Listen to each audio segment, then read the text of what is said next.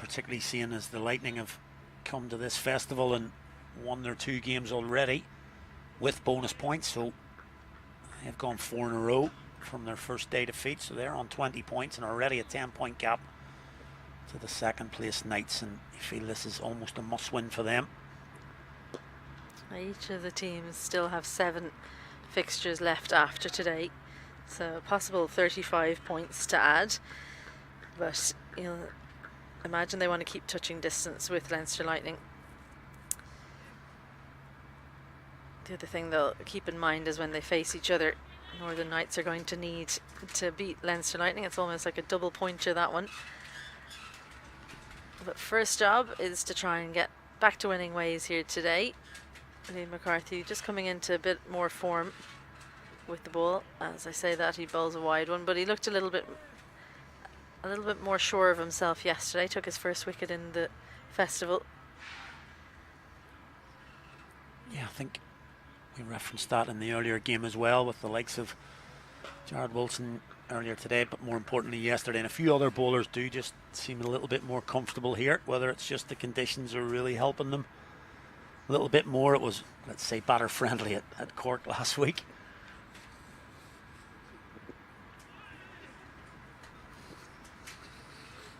Off the mark there for Paul Sterling. It's going to be a leg by, so off the mark for the team. Well, that was with the wide. Yeah, so no runs off the bat yet. Nope. And that brings Ross there. A little chat between the two, sort of indicating there that he's taking the bowling in at the hip here. He's got a fielder out, as we've seen as the norm. Deep square leg, or deep square on the leg side.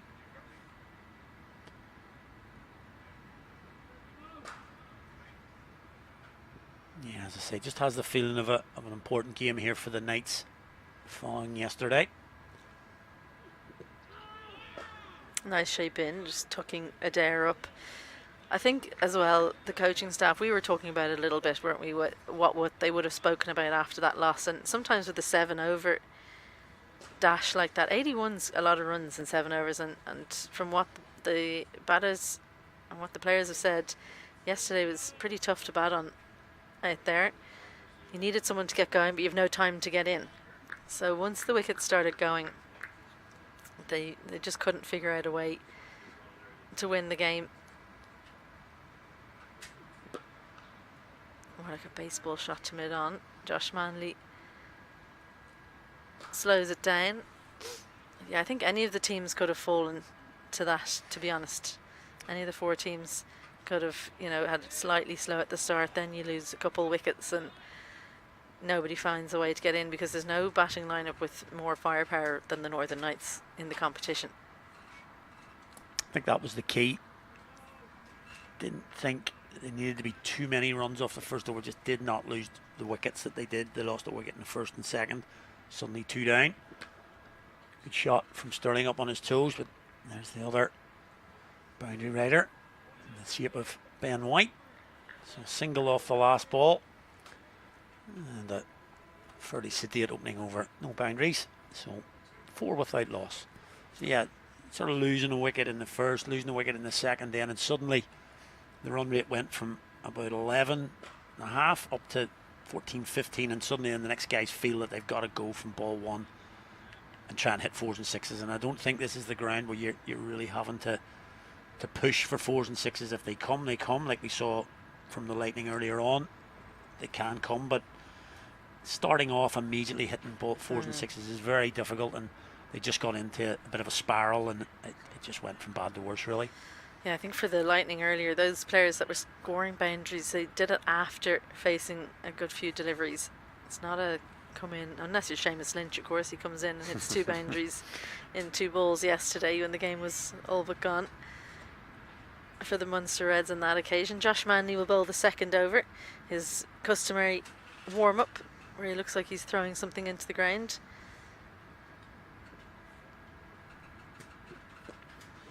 A little bit of shape means it'll squirt off the outside edge for a single. It definitely looks to me like Sterling is happy to play himself in today. Ross Adair, I'm not sure he knows what that is, but Paul Stirling not going too hard at it in this opening spell. Yeah, you do think if he can just get himself in, but at the same time, you don't want to be sort of 3 off 10 or 12. You still want to be able to pick up singles.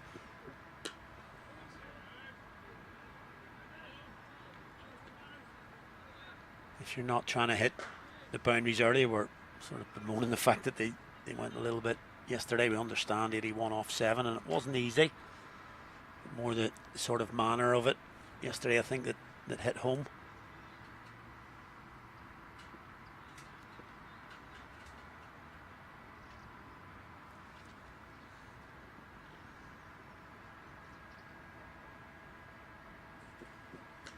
Dances down thick edge, and as we've seen so often here at Stormont, flies over slip. Graham Hume does more fielding. His game is over in the deep with his 6-month-old there doing dad duties. Cricket in the morning, dad duties in the afternoon. There's nothing he can't do. Yeah, great effort from Graham Hume there, doing a little bit of fielding. Fitzgerald. Yep, brilliant. I don't know who it was that was sitting down that suddenly thought maybe I should do the fielding and not the man with the 6-week-old strapped to his chest. And muscled down the ground. That'll go all the way as well. So back-to-back boundaries, a little bit fortuitous for Ross Adair, but valuable runs early in this run-getting operation for the Northern Knights. Yeah, that's a kind of trademark Ross Adair shot there. You used the very word muscled. I think we talked about Philippe Leroux yesterday. Yeah. Being more classical and going through the ball. There's different methods. Ross Adair much more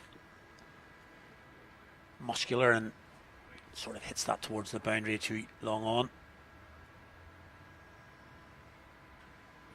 As you say, back-to-back boundaries have just got this innings up and running now. Can he keep going? Oh, caught on the second attempt. Great contact. He can't quite believe it. Ross Adair absolutely moosed that to Philippe Leroux. You were just talking about his classical batting, but he's an excellent fielder too. You don't want to give Ross Adair a chance, and he doesn't. For a split second, Adair thought he might have got a life, but after 2 boundaries on the trot, he's now trotting back to the tent. 9 from 6, and Northern Knights 13 for 1. Well, it just literally said, can he keep going today? And he would have thought when that came off the bat, that was going to be another boundary. But Philippe Leroux tried to take it first time, but had the wherewithal to keep himself composed when the second chance came. As he palmed it up and took the catch in the end. That was going like a tracer bullet. So I'll actually say that was a really good catch, because as I say, it's been quite easy for that to burst through him. And he affects the catch, and just that little bit of luck not going for Ross Adair at the moment. Say you don't hit it in the air, you don't get caught, but that was going, as I say, even a couple of feet either side, that was going to the boundary, but he's gone. 9 off 6. And the first wicket falls yet again for the Northern Knights reasonably quickly.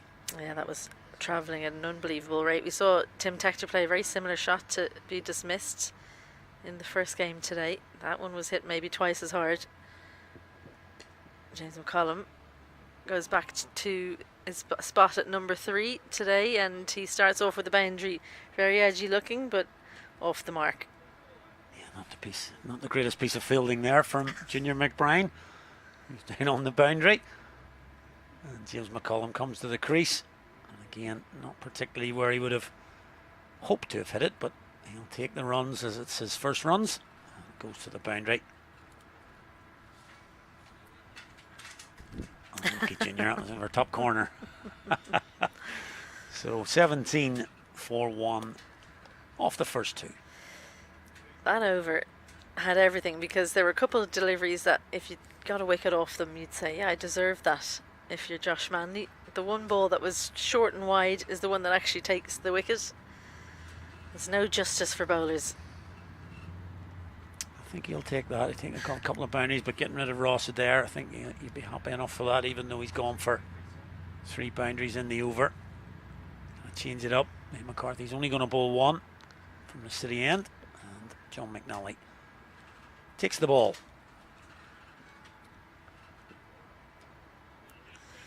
Yeah, just looking to lift that over 45. Good option that from Paul Sterling, just doesn't quite catch up with it. Oh, given as a wide. I thought he'd got something on that. I think it was the keeper that actually got the little deflection. I thought originally it was off the thigh pad, but I think the keeper going down the leg side. Going to go back for James McCollum. Johnny Kennedy has a much better view from that end than we do.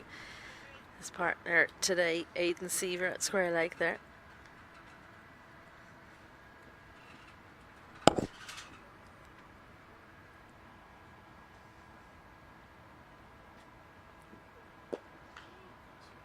Right up in the block hole. Good comeback. Yeah, we don't think I think quite a lot of Northern Knights supporters probably won't count yesterday. Probably erase it from the mind, but if we don't really look at yesterday in terms of a full game, as McCollum's obviously coming back in from day 1.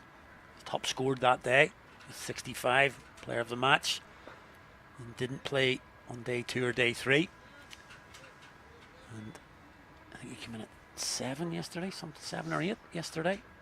Obviously with the game being a 7-over game, but up to 3 again today. Opened the batting on day 1 of the tournament.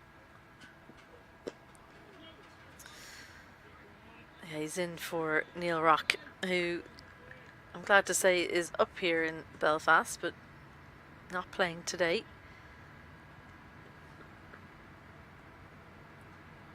So Ben Callets will retain the gloves in the second innings.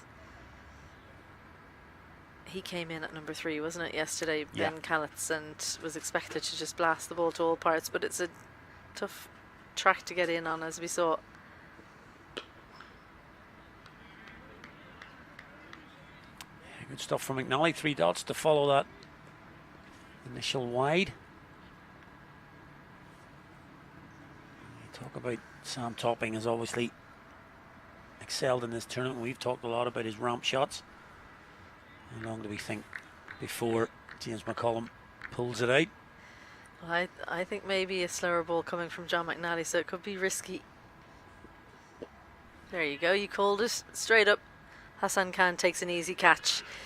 Just not the pace on the ball that McNally that you would want really for McCollum to affect that shot. So the invention doesn't work for McCollum. A streaky 4, couple of dots, and then gives his wicket away, you'd think, really. So the second one goes down. Northern Knights, they've got a long batting lineup, but it's not really performing yet. He goes for 4 from 5. Northern Knights 19 for 2.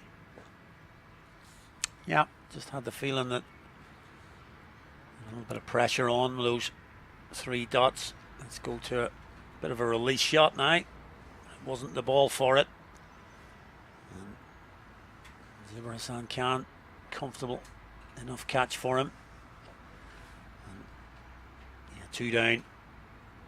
It's 2.4 overs. Already, sort of we're trying to forget yesterday, I suppose, but the Ghosts, even though it's a 20-over game here, the Ghosts will sort of be coming back here now. Lots of wickets falling. A guy that's opened the batting on day 1 and from that festival last week. Batted in the top 3. He's in now pretty quickly, so pretty much feels like opening here for Cade Carmichael. He's been the best batter, you would say, for the Knights so far. A busy cricketer, which should suit this track, because if you're a busy cricketer, then you find a way. Field all up on the offside, fine leg, square leg out on the boundary. Short ball to start off with from John McNally, real effort ball. And I think for any other cricketer, that's not a wide, but for Cade Carmichael, just about too high over the head. Yeah, not the worst idea from McNally there. First up, change the field here again. Dawson Cannon moved back to fine leg, but he's up in the circle again now.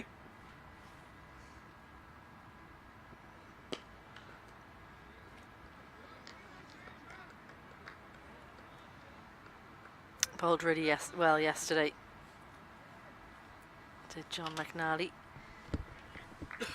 Probably the toughest we've seen him find it with the bat in hand, but his bowling was really good. Yeah. 1 for 9 from 2. Gets out of the over. 2 wides in it, and the wicket as well, so 1 for 2 for him. And after 3, Northern Knights 20 for 2.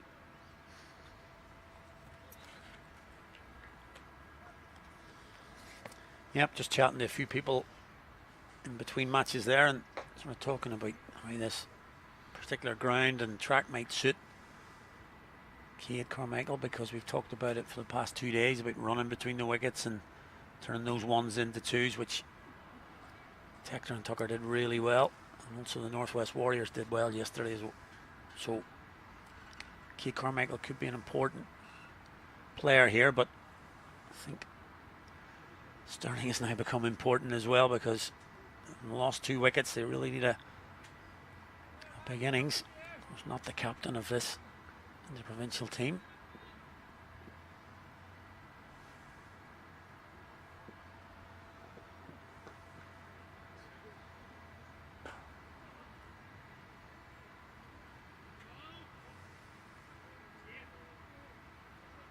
Yeah, and as you mentioned, is even now sort of 19 deliveries in here. We haven't seen too many expansive shots from Stirling. Very much playing within himself. He's decided he's going to play the long game. Might be the other batters down the other end are asked to be a bit more expansive in their shot selection.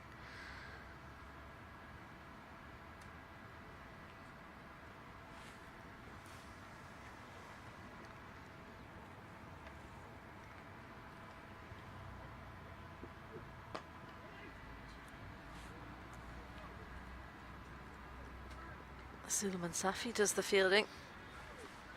He's someone who's going to be looking to get in the runs today. Munster Reds desperately need a few more players to come to the party. They've been relying on Stephen Doheney, Philippe Leroux, John McNally with bat in hand. Even just a couple of contributions from a few other players. We saw Bakhtiar Nabi last week in one of the games. He made a useful contribution, so it doesn't need to be huge necessarily.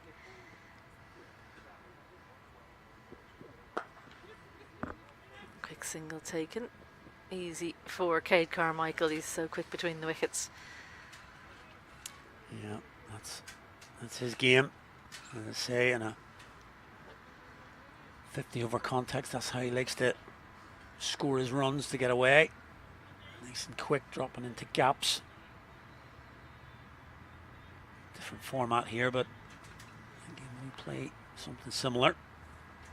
Get going early, and the boundaries can come.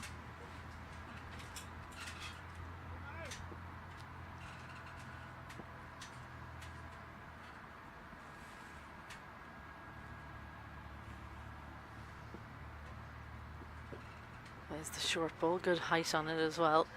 Ooh, too much height. Once again, my eyes not doing their job, because Josh Manley doesn't look too annoyed about that, so it must be pretty big wide. Well, I'm wondering, was it down leg? Maybe my eyes. Maybe it was down leg more than the actual height of the ball. It was taken towards the leg side by Cian Hilton.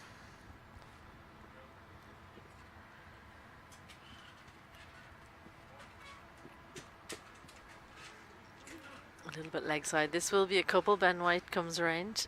Just the 2 though.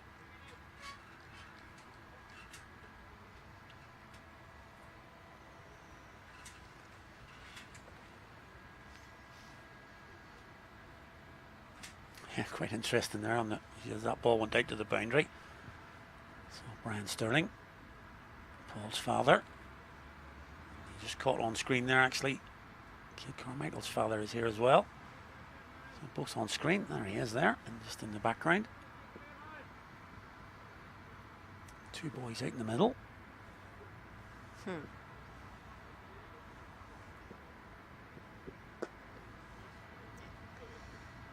Nicely clipped off the legs. Just keeps on leaving John McNally, which gives them the opportunity to come back for the second.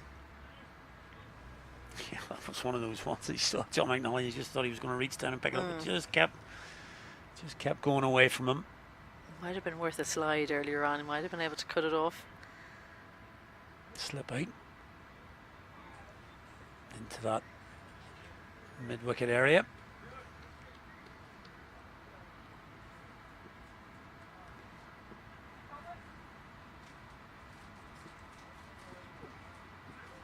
Lovely delivery, great finish there from Manley. Couple of twos, couple of singles and a wide. 7 from it after 4. Northern Knights still moving along, 27 for 2. Yep, no real boundaries apart from Adair really, and that streaky one from McCollum that got him off the mark, but nothing really convincing at the moment from the two batters. Seem to be trying to find their way here in these first 4 overs.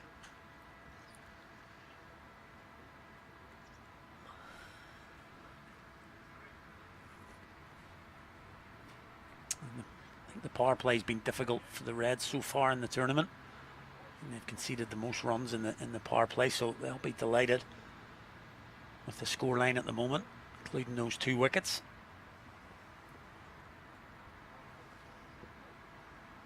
Oh, edged, and a bit of luck goes the way of Cade Carmichael. Plenty of runs being scored in that region. That can maybe salve the wound for Munster Reds, but the runs being added to the total, important for the Northern Knights. Yeah, again, just that shot sort of backs up what I'm saying about trying to find their way in this innings. That was like a shot that you weren't really that confident about where the ball was going to go past, or just sort of hanging the bat a little bit. Whereas this time last week, I think the batters were all confident about where the ball was going to come, the bounce. He's found a good area there, John McNally. The length, Cade Carmichael, the previous 1 feet, got confused about coming forward, going back. So you're still on the move when the ball reaches you. You're not in a good position. Sends fine leg back again. Point comes in. Usually when he does that to the field, you see the short delivery.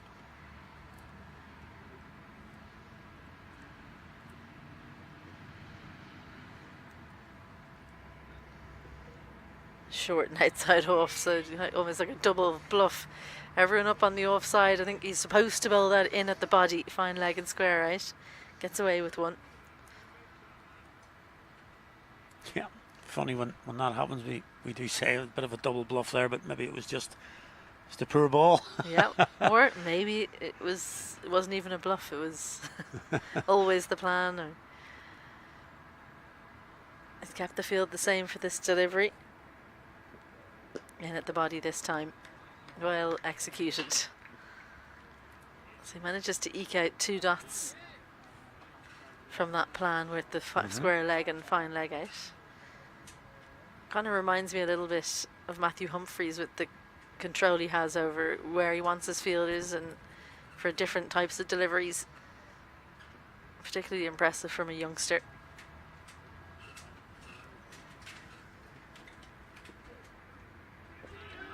Off the body. I think that's come off he's been through the shot there, I think. Yeah, I think he was done for pace, but the wrong way around. He was through the shot before the ball reached him.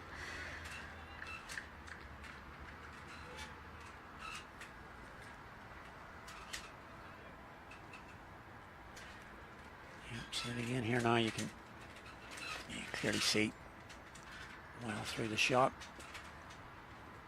Take from Hilton, but to no avail. Great over. Brilliant pair of overs from John McNally. Just 1 for 7. 2 overs in the power play. 4 of those runs off the edge as well, that first ball. So good return from him. 5 overs gone. Northern Knights 31 for 2. Yeah, terrific stuff from John McNally with the ball. 2 overs for 7 in a power play. His captain will take that every day. Liam McCarthy's going to come back to finish the power play, so just a little bit of pressure building here. Just to see the run rate, 6.2. Big pressure over for Liam McCarthy as well, because the pressure has been built up by the 3 bowlers, himself included. He just went for 4 in the first, but doesn't want to release it in the final over of the power play. Good start.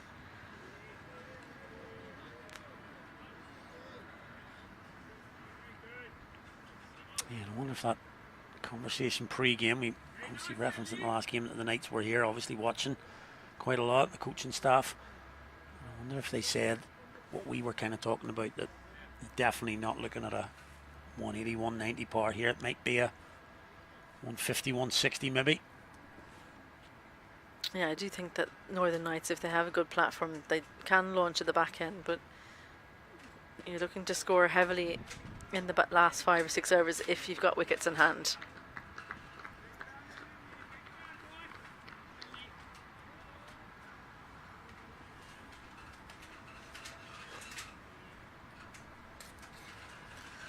A little bit dull and dreary here in Belfast, but good to see the rain staying away for the time being. I believe it's raining down in Dublin, where the final Evoke Super 50 match is taking place. They're off for rain, but Scorchers look like they're probably going to come out on top in that one.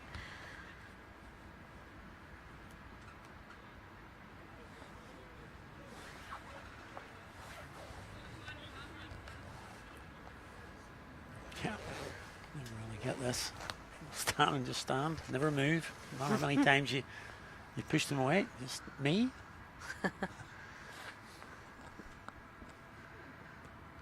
Big edge, and that's gone past the man at third. That could have so easily flown straight to him in that position, but the extra pace means it goes to the rope. No problems there. Back to your nab. You just has to turn around and retrieve it from some spectators down there. Yeah, I wouldn't want to be seeing the Northern Knights wagon wheel at the moment, because I think it might be apart from the one that Ross Adair hit through mid-on, it might be a long marker line down towards third man. Lots of edges for 4 so far. Lots of competition for space in that area in the wagon wheel. Yeah.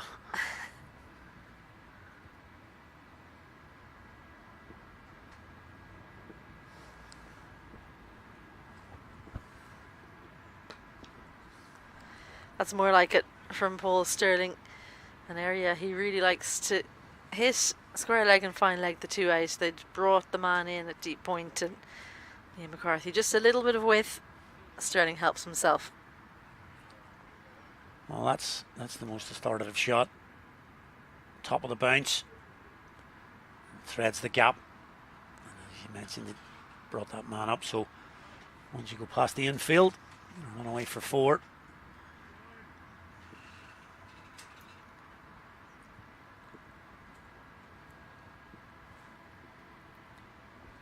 Classy, backed away, expected the short ball, and that's exactly what he got. Lifts it over the wicketkeeper's head, and it's an expensive over now from McCarthy as the Northern Knights try to make as much as they can in this power play. Well, that goes down to the same spot we've talked about in the wagon wheel, but this time very much meant. Lift it over. And that's the danger area for you boys. Yeah. Set up camp somewhere else. We need to find somewhere else at the minute, because the ball seems to be travelling down there. And all the way for 6 first 6 of the innings. And a single to close it out. And as you say, that was the over. You'd mentioned it. Can we keep up the pressure in the power play? But they've managed to up that run rate now above Under 6 we were talking about, now at 7.67, and they finished their 6 overs on 46 for 2.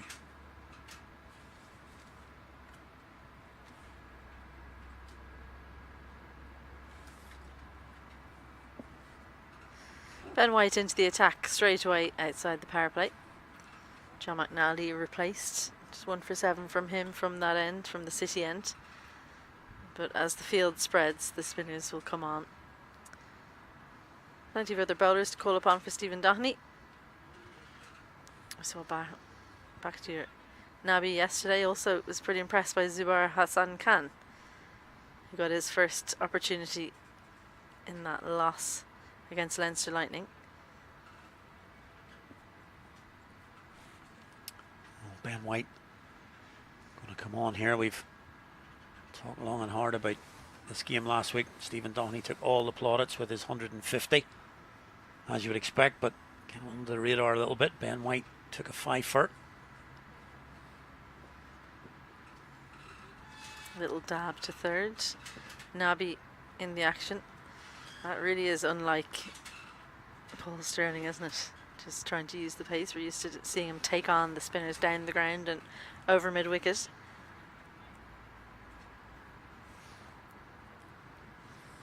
Yeah, interesting to see how Carmichael plays White.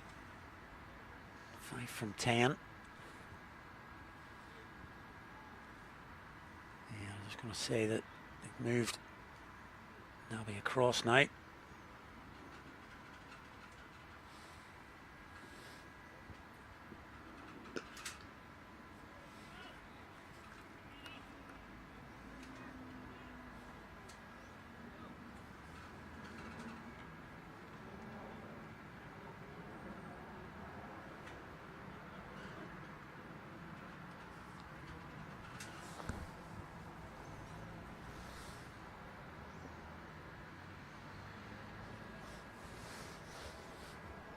Just wants to make sure he gets things right, and Paul Stirling, he does like to sweep.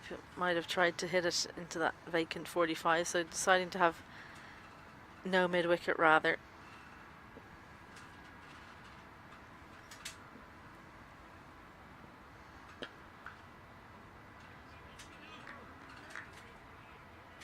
Toss that one up a little bit more. Sorry, can't get it down the ground.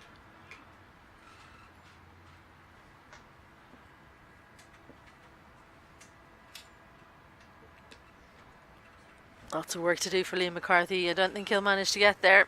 A little bit of extra pace, too much width. Hands right through it for Paul Stirling. He's really getting a move on now. 27 from 18 for him. Yep, plays that one backward of point. You can see the little flourish at the end. Gets plenty on that, no chance for McCarthy. So just starting to pick up boundaries now. Change that field. So you had mentioned they brought Hassan Khan to 45 on the leg side. He's now come into mid-wicket.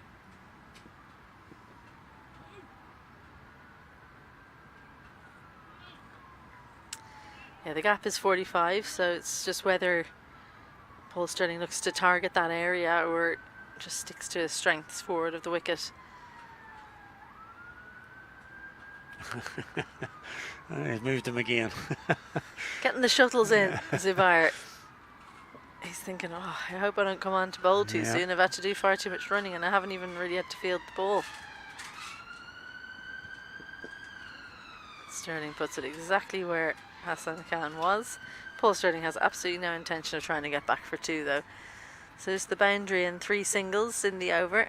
White begins his spell 0 for 7. After 7 it's 53 for 2.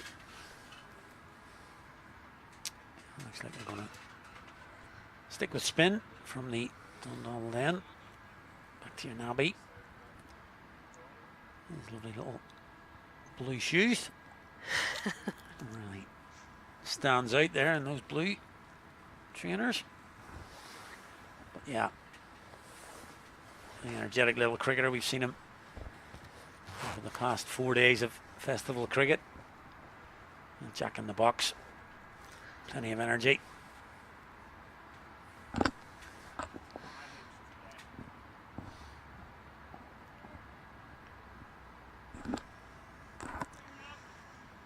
wonder, will Paul Stirling continue to go about his business the way he has been for the first 7 overs? Or is it time to go? Well, he goes. You asked the question, there's your answer. There's your answer right there. First ball.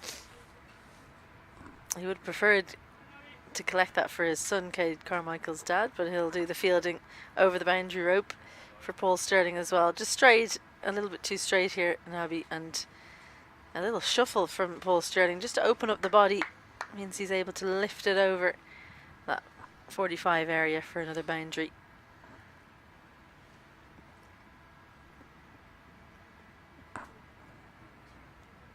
Good piece of fielding from Safi. Will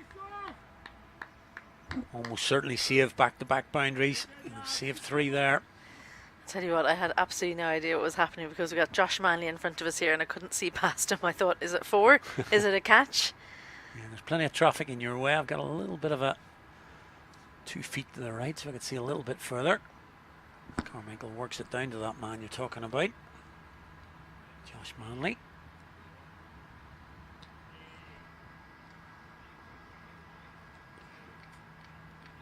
A good comeback, a couple of deliveries from Nabi after going for the boundary first up. He's decided to put the tallest man on the field in 45, so you'll have to really lift it to get it over Hassan Khan in 45.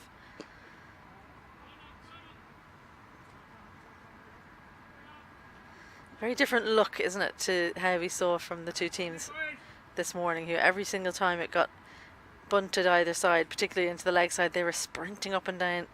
Paul Stirling just jogs nonchalantly down, happy to take the single.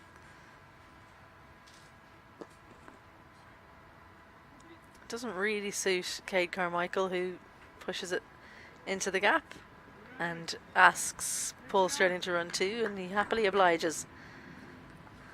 Yeah, that was a little bit more in the gap, and they did set off that time, but yeah, you're right. Different way of going about it. 9 from the over so far, 1 ball to come.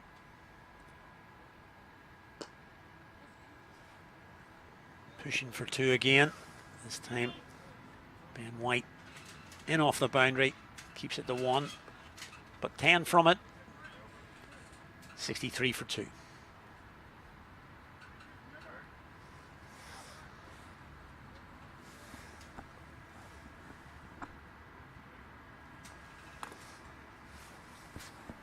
Ben White makes his way from the boundary off to the city end. Hands the cap to Johnny Kennedy. He'll bowl his second, just 7 from his opening over. Yeah, nice little launch pad though for the Northern Knights. And after a poor batting display yesterday, they've really put it behind them. Couple of early wickets, yes, but I think Paul Stirling in particular has applied himself. Early on he was quiet, and I think that his score at the moment, 34 from 23, shows that he really doesn't have to rush this. Carmichael going the reverse. What I mean by that is he doesn't have to rush his innings because he's so good at catching up. Once he gets in, he hits boundaries more easily than anyone else in the country, I'd say.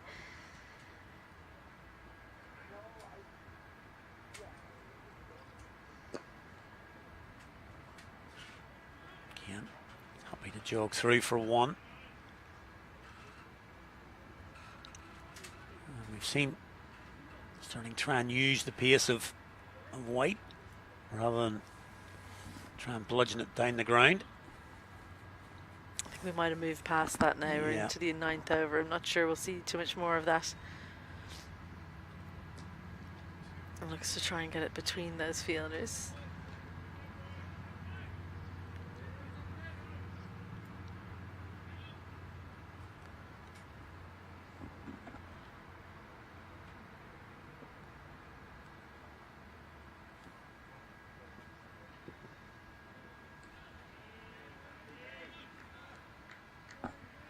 Valuable dots, 3 so far in the over.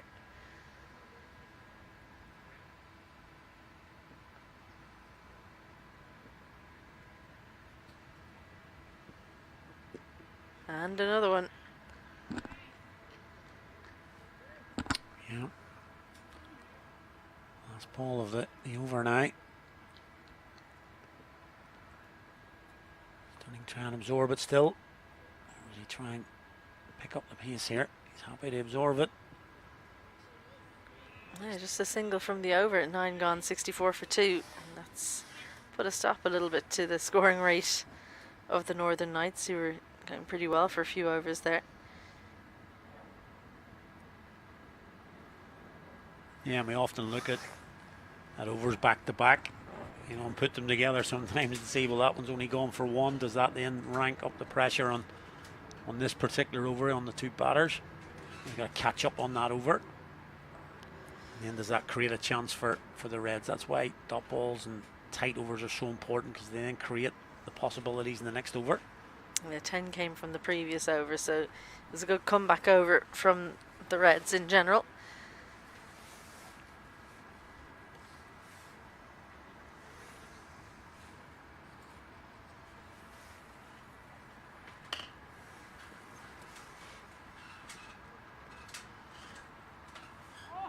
Oh, that's unlucky for Nabi. Don't know how that's got through Zubair Khan. Well, fancy footwork. I don't think I've ever seen that before. Sometimes running sideways, you'll see when it gets too close to the rope, people will use their feet. I think we saw Graham Hume do it at one stage last week, but never seen someone running after the ball. There are many ways to skin a cat. He almost stepped over it to stop it. Yeah. But he did the job, saved one. Not actually sure how that ball missed the inside edge and just got enough on it. Ball starting going for the big shot over cover.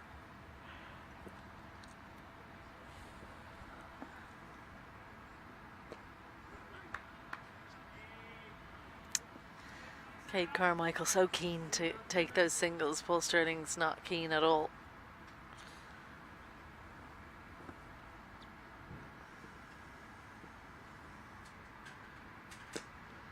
Keen to take on the long on boundary. It's gone high.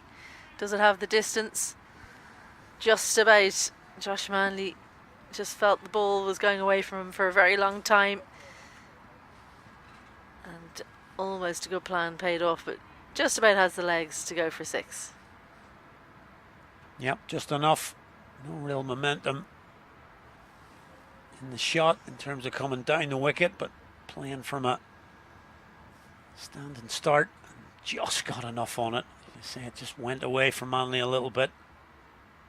The wind is coming down this direction, so I think it got taken by the wind. That's what saved him, because you could see Josh Manley was running in a little bit, then he had to come back, and it only just missed the rope by a couple of centimetres. So if he'd happened to be standing there, he probably would have taken a pretty regulation catch. Yeah, a bit of a strange over there. 3 off the first ball, which beat Carmichael all ends. It's got an inside edge which ran away then. Then the 6 on 4 dots, so not the usual 9. We've seen a lot of 9s coming about with a couple of 2s and singles, but that one was a 3 and a 6 and 4 dots.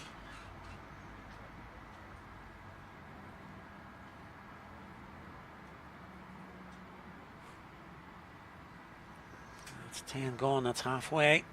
73 for 2.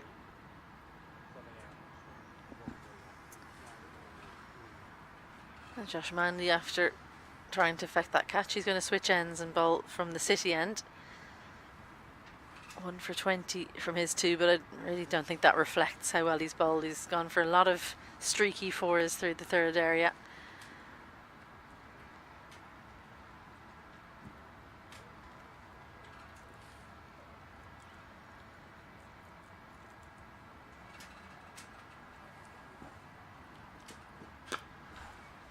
Oh, just about has the distance. So authoritative shot from Carmichael sends it over.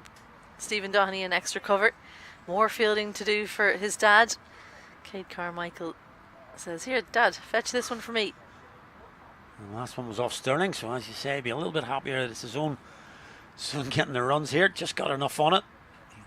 Stephen Doheney just Sort of pretends he was going to have a go at that, but sees it sail well over his head. Mr. Carmichael didn't do a good job of fielding it in the deep there, did he? We just about missed it going underneath his hand. Had to turn around and go and fetch it. Nice short ball from Josh Manley.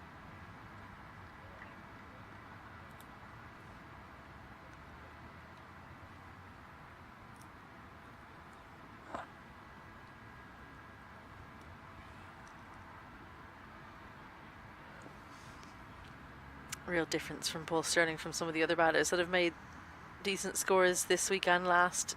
He's not really looking the non-boundary balls to rotate strike. Every ball he's looking for 4 or 6 pretty much. And that one could be out. Goes down to Hassan Khan, who takes a good diving catch forward. Well judged. Stayed back on it. And once it was dropping, got himself in a nice position to take the catch and tumble. Good plan from Josh Manley. Short ball works. The dangerous Stirling goes for 40 from 33. Northern Knights 78 for 3. Yeah, you call that. Every ball was boundary ball now. Initially when that was bowled I thought that was going to disappear, but just a little bit outside off that he had to fetch a little bit. Hassan Khan actually did a good job of that. It's a little bit difficult there in terms of undulations to judge it.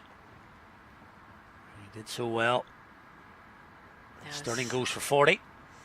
I was just pointing at the screen because Paul Stirling, as soon as he hit it, he looked around and he dropped his head immediately, started walking off. He knew he was in trouble.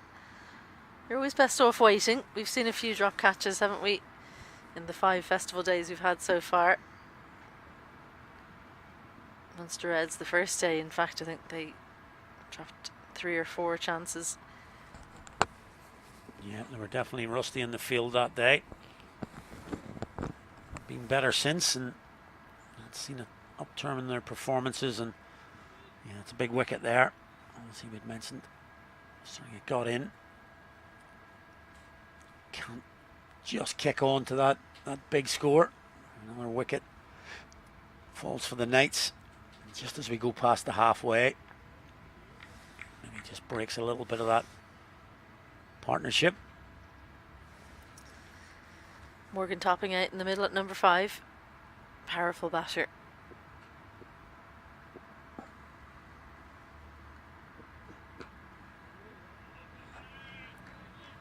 Yeah, we saw him on day 1 also. Get a half century against the Lightning, and the $1 million that day, hit it as clean as a whistle. He was really looking to kick on. Got a couple of scores, but nothing. 50 since then. Yeah, he's generally gone at a very good rate. He's the one batter who, when he's made more than 10, he's gone at a very good strike rate. 58 from 24, 26 from 10 and 31 from 20. That's good return. You know, if he's out in the middle, the scoreboard is ticking along.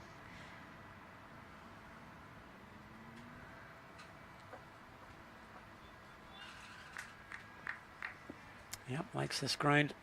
Morgan Topping. Disappointed to watch him score 150 in a Challenge Cup final here. Won the game for Warringstown. It's the home side. And the very next week, he was playing in an All-Ireland final, got another 100 for Warringstown. They lost that game though to Leinster. So yeah, he's got plenty of quality.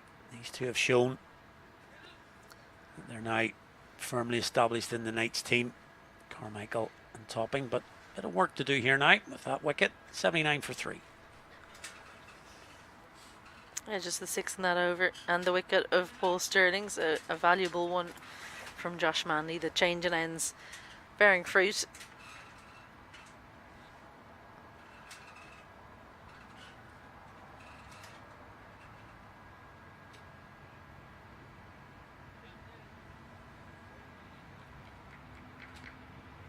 So back to Nabby. Ball again. This time not to Stirling but to Topping.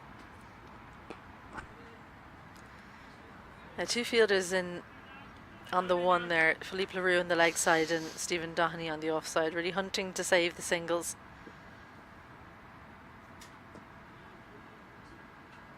Yeah, just looking at that now, you spotted that well because they're really tight, especially Leroux on the leg side, really tight.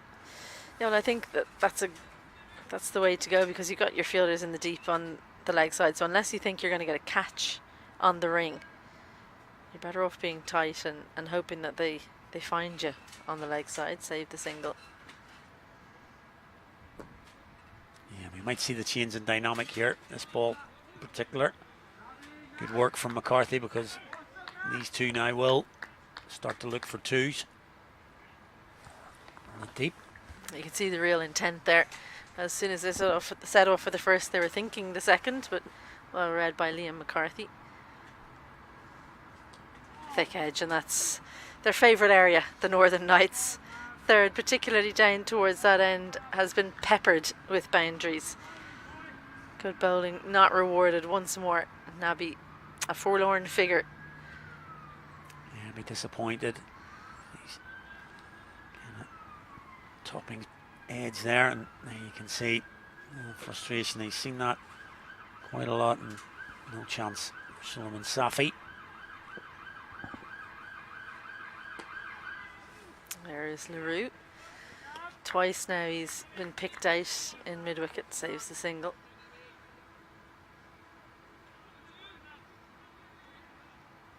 He's gone on the offside now to shore up the field over there, so you'd imagine Nabi's thinking offside.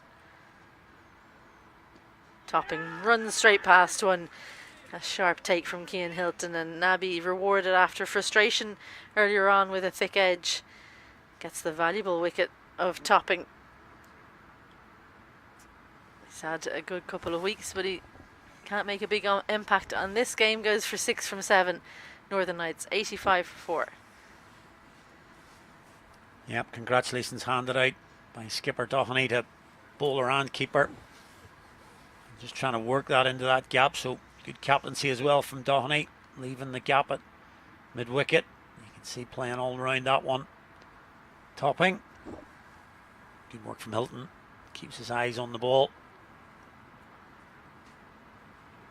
Another wicket falls. So since that halfway mark, the 11th over and the 12th over have brought about wickets, and from 73 for 2 off 10, it's now 85 for 4 from 12. And that brings Ben Callets to the middle.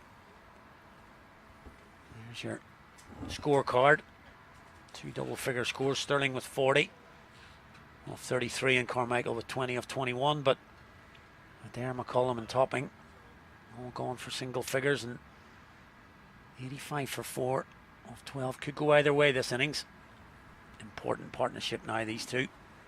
Continue to say that, but this one is now important.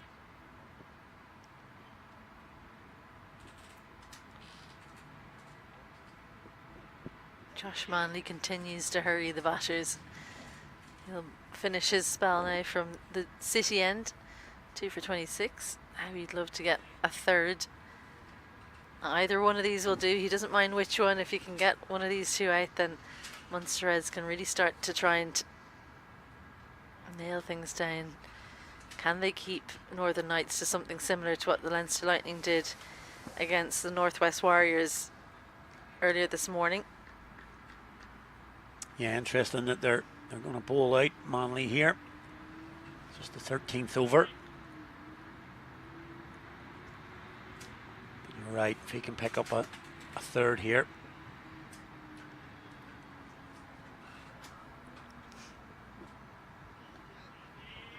Through quickly. He's up and about. Josh Manley.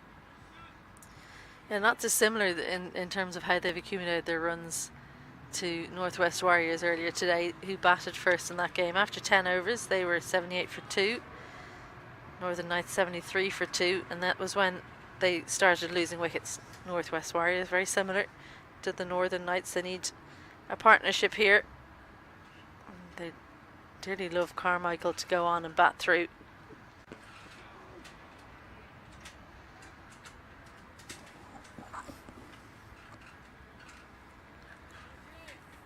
just losing those couple of wickets just halts the momentum a little bit. Run rate's dropped below 7 again.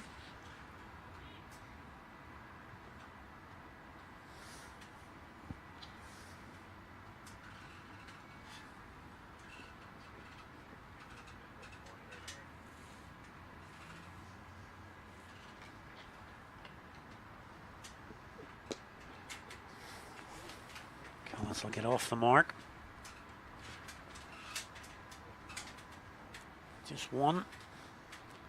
So just 2 from the first 4 balls of Manley's last.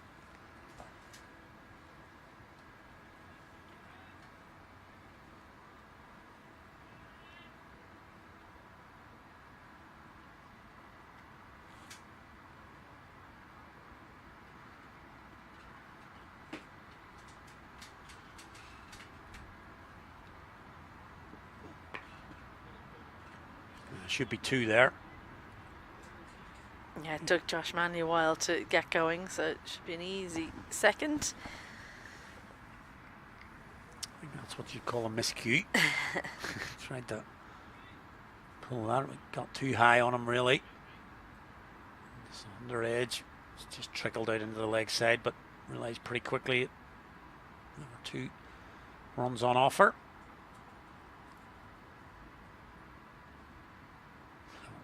Stephen Downey goes back at mid off the long off, and fielders behind the stumps come up.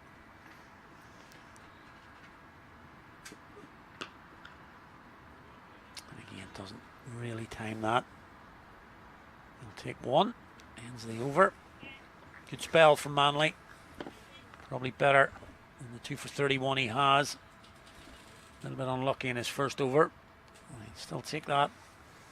Anytime 2 for 31 his spell. And some good economy rates there from McNally and White backing that up. 2 wickets for the Manley, and then, as I say, good economy rates for McNally and White. So far, the Reds will be pretty happy from the first 13 overs.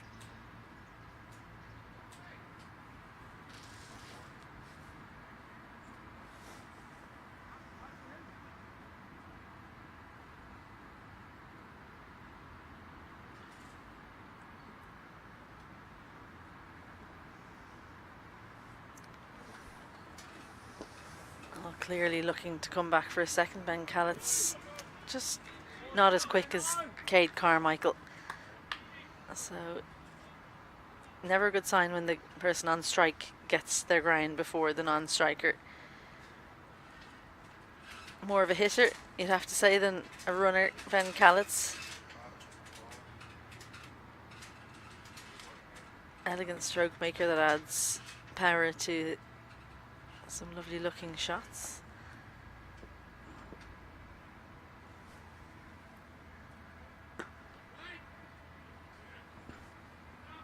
Yeah, he'll be looking to more boundaries than Carmichael.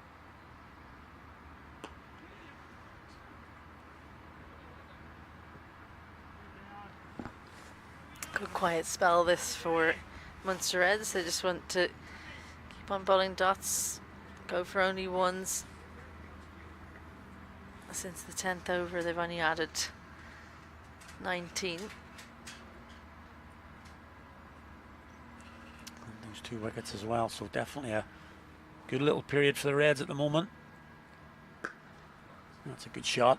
And that's a lovely classical drive to break those shackles from Carmichael. First boundary for a while. Yeah, beautiful shot. I was talking about the power of Callett's, but this was bludgeoned at the hands right through it. Managed to wait for it long enough to get it past extra cover, but kept it wide of long off as well. Can they get this going again? A little bit slower, question asked. I think he's looking to pop it into the leg side again there, Carmichael. Possibly just doing too much.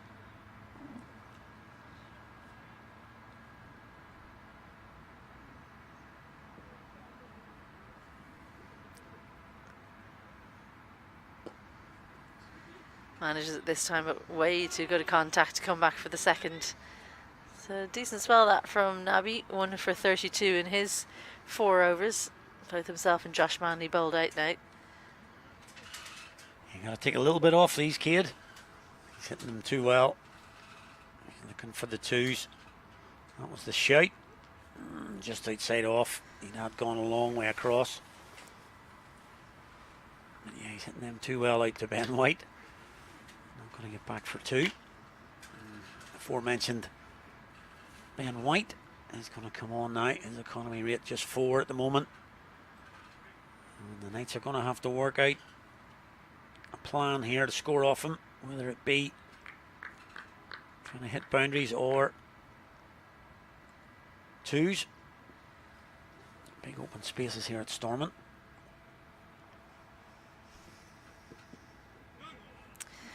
For the 2s to work, you really need both batters to be in on the plan. So if it's just one of you that's keen to run 2s and the other one not so keen, you'll get a couple, but you won't see what we've seen maybe with the Leinster Lightning yesterday, and it's the Northwest Warriors who did it probably the best in their win yesterday morning. Sam Topping it was who was in for most of that. That one's just going to squirt away in front of 45. Not great contact, but that actually helped Cade Carmichael because it meant that it didn't go straight to the fielder in the deep. Another boundary off his bat. Yeah, Ben White claps his hands in frustration there. Just changed the field and dragged that down a little bit. And you're right, the poor contact actually helped. Carmichael actually hit that as he wanted. May have hit it to the fielder, but managed to get it backward of the fielder right there. So they've changed it up again. Back to where they were from the opening ball of the over. 100 up for the Knights. Chipped in the air, and Philippe Leroux is not going to drop that. Once more we've seen a batter push at the ball, look to send it into mid-wicket when it's turning away, and once again we've seen them perish because of it. Carmichael was just getting going, just starting to look fluent, and once more we've seen someone, a bit of an unforced error. It's not Pretorius that's out, obviously he's coming in, but Carmichael goes for 34 from 31, 4 boundaries in it. And he'd just been catching up with his strike rate, but Ben White strikes this time. Yeah, we talked about, again, trying to work that to leg. Seen that in the last few overs. He got a little bit fixated with that, trying to work the ball into the leg side. But you'd mentioned about the fielders being really tight for Nabi. And that was a good ploy. Unless you were sitting back looking for a catch, and that's exactly what happened there. Leroux was right on the ring, so he had to dive forward, but was in the right position, and another wicket falls. So that's overs 11, 12, and now 15. That brings out Pretorius. He got a pretty short stay at the crease yesterday. Yeah, he got a good nut, didn't he? First up, he was very disappointed after bowling so well in the first innings. Good man to have coming in now. Good half stop from Suleiman Safi there in point, but it means they'll come back for a second. It's already a better day with the bat for Pretorius. Picks up 2. Just losing wickets at key times when they're really looking to set another wicket after a boundary.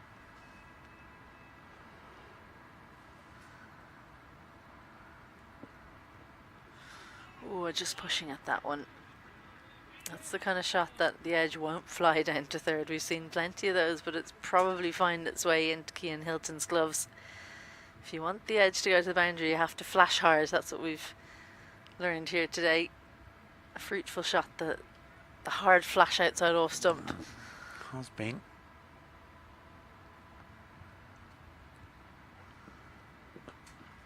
Great power, but finds the fielder. You just have to be careful out there with the spin off the leg spinner. It's always the second bounce, Ali. That's it. Decent over that one from Ben White, 7 from it, and the wicket. And the 15th over at the Northern Knights have gone past the 100 mark. They're 104 for 5. Yeah, that's kind of what I was talking about with Carmichael's boundary. He Didn't make as good a contact as Pretorius did there, but actually made sure that he didn't get the boundary. Then it went straight to the fielder.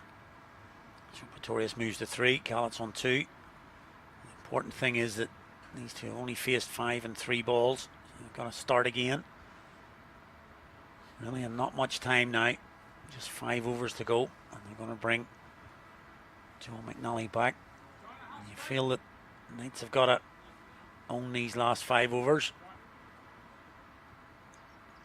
Got to set some sort of total. They've got to win these last 5. Yeah, big push now to get towards that 140 that wasn't enough this morning. Or the Knights will feel that maybe they've got a superior bowling lineup to the Northwest Warriors. They might be able to defend something 135, 140. That's a very clever piece of thinking from Pretorius. Just held up in the pitch, didn't it? And he followed all the way around. More fielding to do in the deep for Mr. Carmichael. It won't be for his son anymore, but throw it back nonetheless. Yeah, much better work in the deep here. You can see. There you go. Yep. Straight in the hand.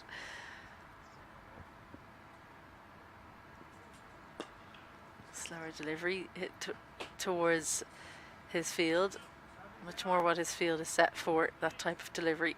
That's the problem with the short ball for John McNally. We did see in the power play he set that fielder back when he bowled the short ball. Decided not to do it outside the power play, which is a bit of a surprise, to be honest. I think he could have brought his mid-on in and dropped that fine leg.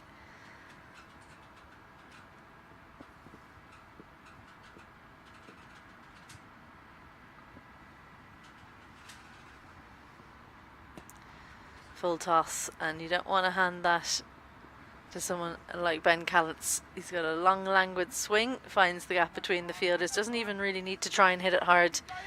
Make sure you get it between the fielders and get your first boundary of the game. That was key, getting in the gap. Just an off cutter from McNally, but gets it all wrong. The key, as I say, was finding the gap, which he did. And he picks up the boundary. So 2 boundaries off the first 3. That'll be a 6. That's absolutely hit by Callett's flat. McNally, who had gone for 7 off his 2 overs, has already gone for 15 from 4 balls on his 3rd. Yeah, I wonder could he go over the wicket to Callett's. He's bowling in at the tall left-hander. Another slower delivery into the pitch, far too short this time. So full toss followed up by a short ball, both punished. 10 and 2 balls. Josh Manley just having a chat with John McNally. He's giving him my advice. Yeah, that's it. He doesn't have his own thoughts. He's just listening to me. And then nipped in and said, John, why don't you come over the wicket? Yeah, much better. Straight to Philippe Leroux, an extra cover. I'll have to ask him now later. Is he listening to me? We've seen he's well able to come up with very good bowling plans himself. So.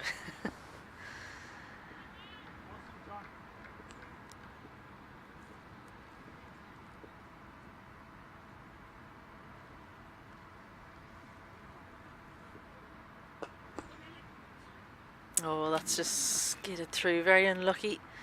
I don't think that Ben Callett's will have actually been thinking about that, but Nabby does well in the deep. They'll come back for the 3rd. So a really expensive over. You were saying Northern Knights need a few big overs to get their innings going. They just had it.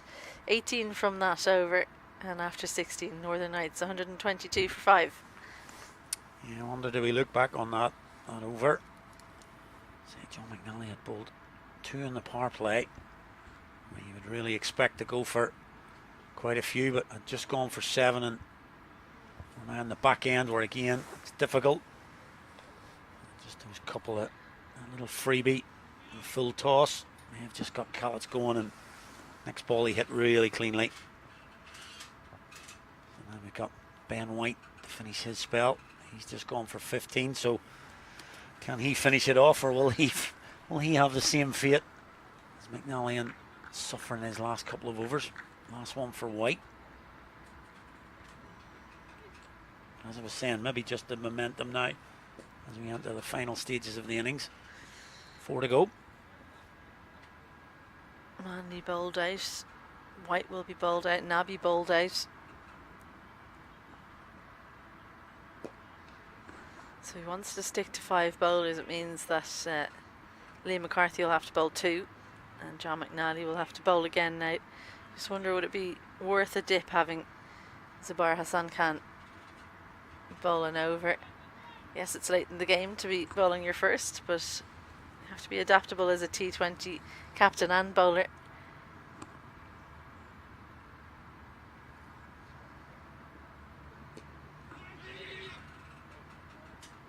Safi does enough just to slow them down, makes sure that they only get 1.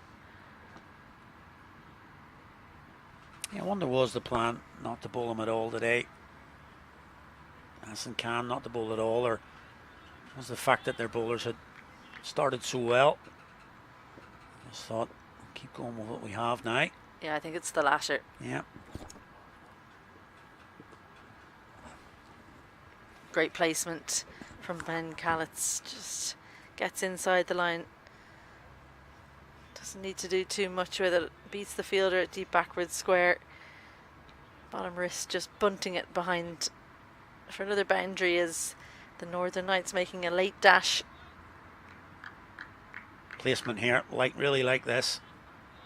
Didn't overly hit it, just got it behind the square fielder. Really nice.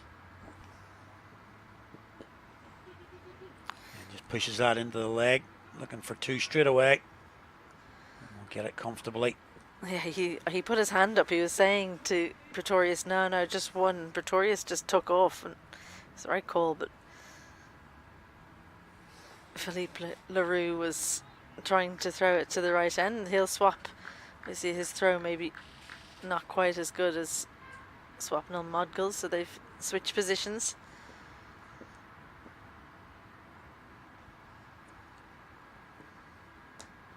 That goes over Philippe Leroux there as well. Just 2 straight there, Ben White. And another bowler whose figure is being ruined late in the day. He's gone for 12 with 1 to go. Just gone for 15 in 3 before that. He's almost equalled the same number of runs in just 1 over. Still time to go. Change in the field. They bring cover up and drop backwards square. So 2 men on the sweep now. Pretty close together there, Josh Manley and Philippe Leroux.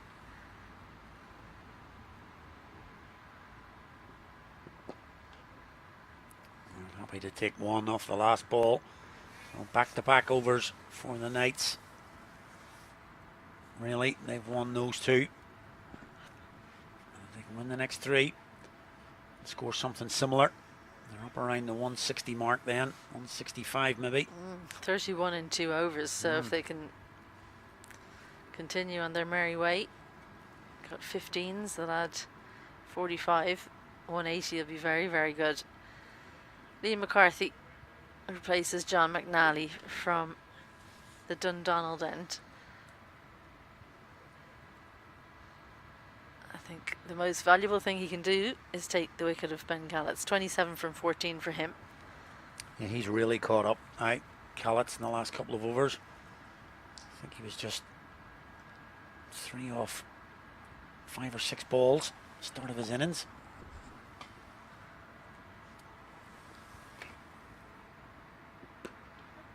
Fires a wide one in. Ben White will do the fielding. So that's a good result. But Pretorius, he's been such a good addition, hasn't he, for the Northern Knights this week. He's well able to score boundaries himself. I'm sure he won't be waiting for Ben Callets to do all of it. No, definitely not. He's a good man to come in. See him with ball in hand very shortly, but he's got a job to do with the bat right now.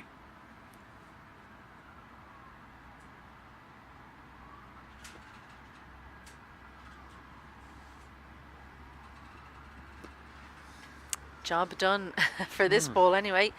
Angled in at Pretorius. That's heaved over the boundary for 6. He said he wouldn't want to leave it up to Ben Callets. He's certainly not. Yeah, not the spot to bowl to most batters, but certainly not Pretorius in at the hip. Big swing. And even gives it a little flourish at the end. So again, sixes at the back end, boundaries at the back end. Just elevating this total to 142 now, and there's 3 to go. 2.4 rather. Big chat between Stephen Downey and Liam McCarthy just to make sure he knows what the plan is, maybe suggesting a few different things. Fielder goes out in point, which will enable Liam McCarthy maybe to bowl a little bit wider outside off. You do worry about that short third. Square leg is in the ring. So deep backward point. Deep extra cover, long off. Long on, and yeah, I think Pretorius was targeting. Maybe the mistake is don't target third man when you're down that end. Yeah. You can only score runs there if it's an edge. If it's not meant to go there. Yeah, if you mean to hit it down the ground, you get an edge. It's not going to go. Yeah, that was really set up for it. Any bat at all on that would have ran away for 4, but as you say,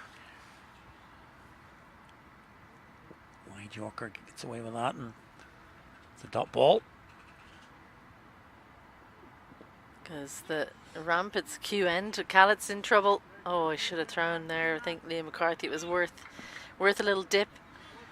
Doesn't want to get him back on strike, but it'd be very handy to run out the man who's scoring the bulk of the runs. Yeah, I don't often see Pretorius play that shot. Some people it's fairly natural, but for me, Pretorius is usually square on the leg side or straight down the ground. Goes leg side. There's a fielder out there, but he's too straight. Ben White just dragged enough room. Pretorius to get another boundary in the over. Yeah, Ben White takes his frustration out on the football there. Just gives it a bit of a heave-ho when this crosses the boundary. Bump. Yeah, I think he just missed his length there, Liam McCarthy. Field set for full and straight. A little bit too short. That enabled Pretorius to drag it square of White in the deep. That's the area for Pretorius right there. They've set the fielder out there though. John McNally does the fielding. That to me is a better option for Pretorius. And ends the over. They've gone up to 147 for 5. 2 to go now for the Northern Knights.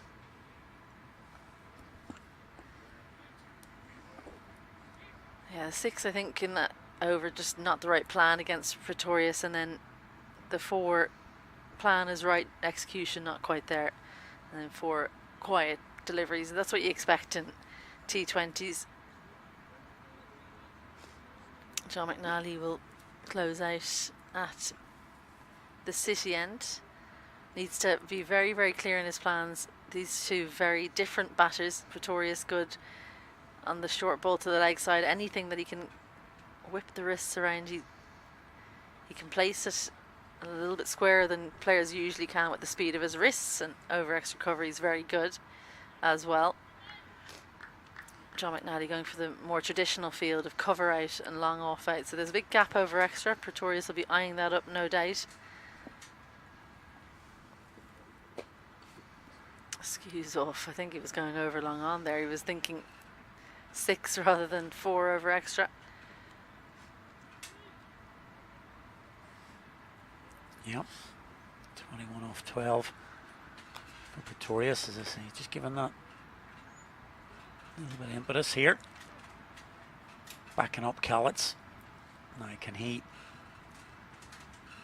do similar to McNally that he did in his last over from the other end?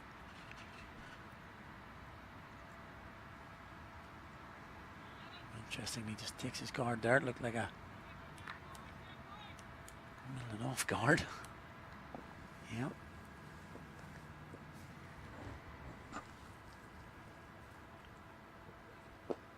Yeah, well done, John McNally. Put it across Ben Callets. Nice and full as well. Don't give him anything he can get underneath. Singles you'll take in the 19th. Just trying to prevent boundaries, really. You can pick up a wicket, real bonus. And Pretorius blaming his bat for the last delivery that skewed off.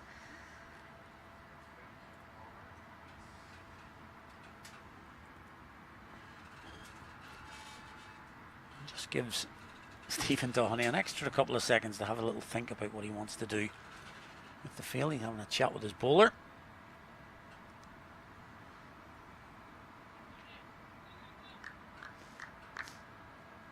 Mid-off up, point back.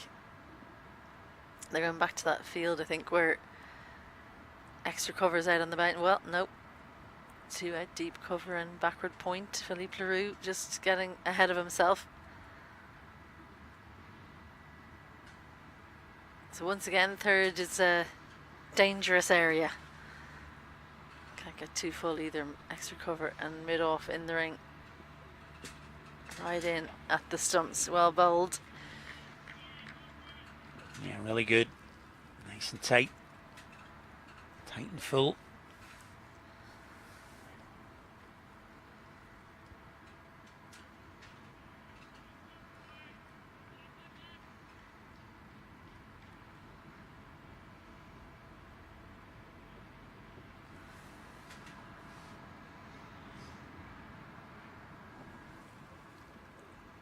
Oh, sharp bouncer, good thinking. Pretorius trying to take the bowler on. Second guessing what's worked well for him. He's generally stood still and been able to dispatch what's come at him, but John McNally just executing well here.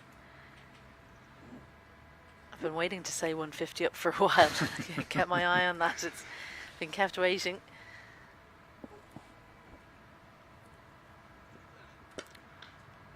.150 up, and it's going to be a boundary as well. I think it's too long a chase for Ben White. The gap very big between Philippe Leroux and Liam McCarthy in mid-off, full and wide, and just about reaches it to bring up the 50 partnership and the 150 for the team. Yeah, I might have thought that he was going to get away with that. We might have just been able to get to it, but it was wide enough of him. Yeah, field you've got then's going to go for 4. Generally, when you've got 2 out in the boundary square and you've got an extra cover in the ring and mid-off, you tighten up extra cover to mid-off. Philippe Leroux for me is 2 square. Needs to hang on the ring and almost go around the corner of the circle a little bit. Slower ball. Hit leg side, and pretty good penultimate over there from John McNally. The boundary's running it ever so slightly, but 7 from it, and the Northern Knights 154 for 5 with 1 over to go. Yeah, definitely think you'll take 7 off that. Right, Callets and Pretorius are going 29 from 16 and now 26 from 16. So 1 over to go. McCarthy's going to bowl it.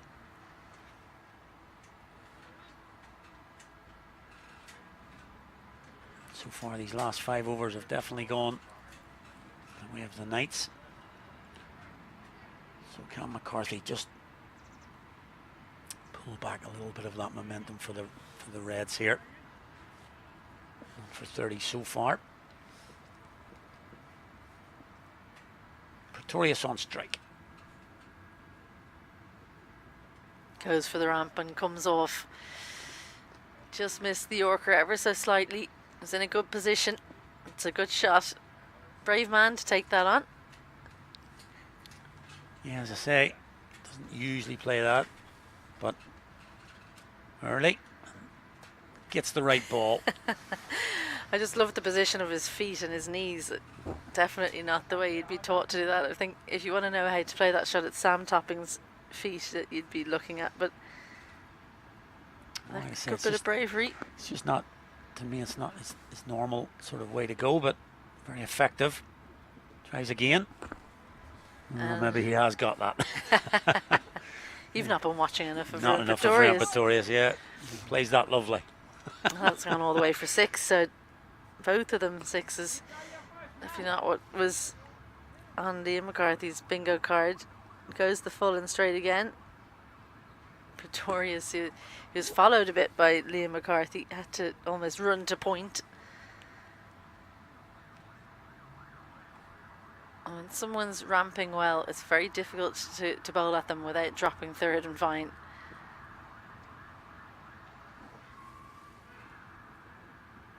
Decides not to go again, but that one skews off the bottom edge. Another bit of luck goes the way of the Northern Knights. Yeah, McCarthy desperate to get out of this over now. Already 16 off the first 3. He's playing a hand here. Pretorius. Back in the hand delivery from McCarthy, but again, one of those ones where you've actually miscued it for 4 backward. But 6-6-4. Pretorius on 42 off 19. And after yesterday's first bowler, he's playing a real good hand for his side here. 170 up now. Now we're going to almost certainly score 100 off the last 10.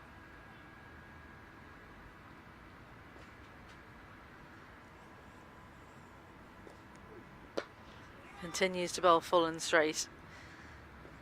He's thinking, pity I didn't continue ramping because that would have been the perfect one. McCarthy goes for a single.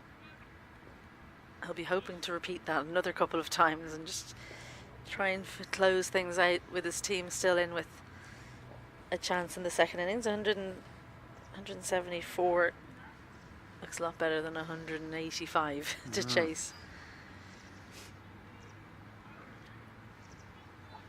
Ben Callett has been starved to the strike the last few overs. 29 from 16 for him. Pretorius going even better, 43 from 20.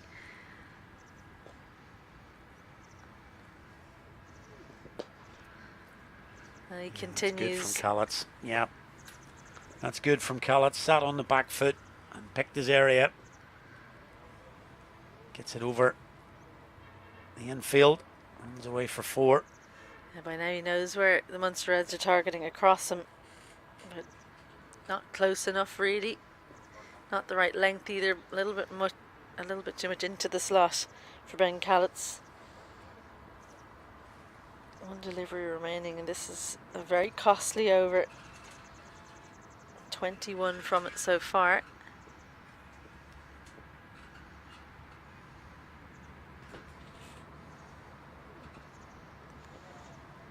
Good final delivery. Well, run out, and Ruin Pretorius has run, not realising it's a wide delivery.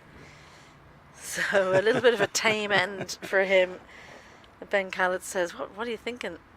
Come on. Tom Mays running out nice and quickly. That's not what he'll want. He's got the new ball to think about. Last thing he wants is to be at the non-strikers end for 1 delivery.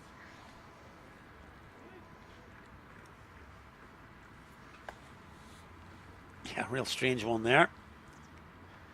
Tony's run out for 43. That will not do the average much good. It's guaranteed pretty much to have a red inker there.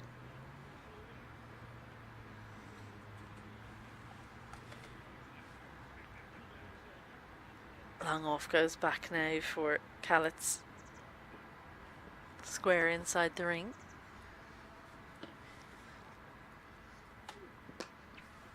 Looks to send it square, but just doesn't get much of it. Hold on to it, young man. Do not throw that ball. Absolutely not. 177 they get to. A really good finish from the Northern Knights. They set it up. Good platform at the top order, and then the hitters at the end have done their job very, very well. Yeah, well, we said with 5 to go, the Northern Knights really needed to win those 5 overs, and I think 73 came from those 5. So I think we can safely say that they have taken the plaudits in the last 5. There's the wicket of Pretorius. He just ran through. But a good finish from the Knights. As we say, big last over even. And that has taken them to 177 for 6. There's the card. Paul Stirling was very circumspect to start. Ross Adair was caught A really good catch from LaRue. Gave Manley his wicket for just 9. Then McCullum went cheaply for 4. Carmichael and Sterling put on a decent partnership of 60 plus before Sterling went. But then it's that partnership at the end between Callets and Pretorius that's really propelled the Knights up to their total. Yeah, partnerships right the way throughout, really. Sterling and Carmichael in particular in the power play were good. And then near the end, Callets and Pretorius piled on the run, 75 before Pretorius was run out. It's bowling. Mr. McCarthy is taking a little bit of tap in his last over there, but you look at McNally and White after their couple of overs, they'd only gone for 7 and 8 respectively, but their last 2 went for plenty. Wickets for McNally, White and Nabby, but 2 for Manley. He bowled out early, and maybe they'll look back on that as a mistake, maybe, that Manley didn't have an over at the end. But 177 for 6. The Northern Knights have completed their innings. It'll be 178 for the Reds. The run chase will be coming up in around 10 minutes.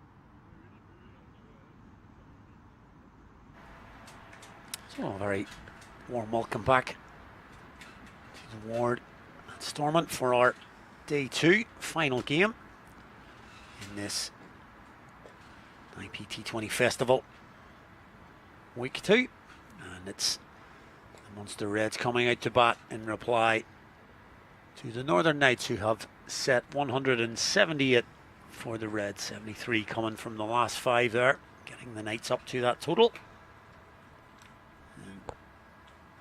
As I say, 104 after 15. They'll be pretty happy to get up to 177, but still work to do for the Knights in this really important game now. Having lost yesterday, both of these sides are looking to bounce back. And the man on screen there wearing 22. The Knights will be looking the back of him because he's got a lot of runs against the Northern Knights recently. So he'll be key. Stephen Doheny. Just to finish off today, delighted to have Isabel Joyce beside me. Isabel, 177 on the board. Knights will be happy at the halfway, but you think they can defend this?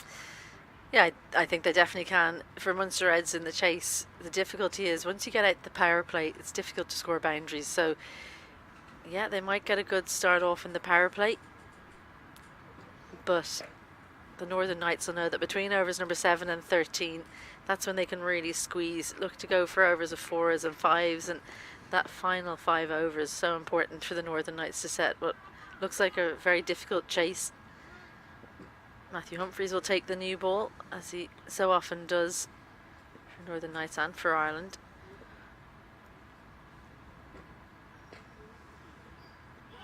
Lovely little turn to start. Drift in, turn away. Yeah, I think he liked that one. Matthew Humphreys. Real classical left arm spinner's delivery.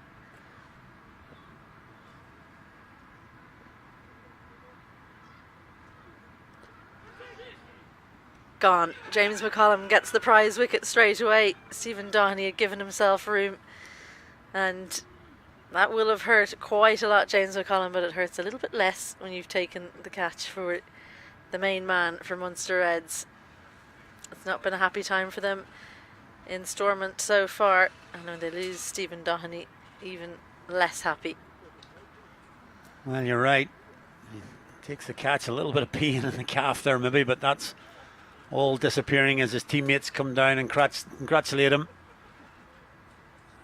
And Doheny, the danger man, as I say, he's got 270 plus runs in his last 2 innings against the Knights, and they will be absolutely delighted to see the back of Stephen Doheny off just the second ball of the innings. I think you remember, is he the second ball of this game last week? Watkill was run out when he was run out by his partner, and we said, well, Doheny will be really disappointed with that, and he has to do something special. Well, he went on to get 150. Can somebody else do it today? Kane Hilton comes in at 3. A big ask now, losing their main man after just 2 balls. Yeah, it's a big moment in the game. Definitely more so for Munster Reds than for Northern Knights. You feel there are a few names that stick out when you think of their batting lineup. One's just gone back to the tent. The other two, McNally and LaRue, they'll come in about 5 and 6. That's not to say that numbers 2, 3 and 4, well, yeah, numbers 2, 3 and 4 can't contribute. They just haven't in the recent past. Slip in and watch those first 2 deliveries from Humphreys. Quicker. Right on the mark.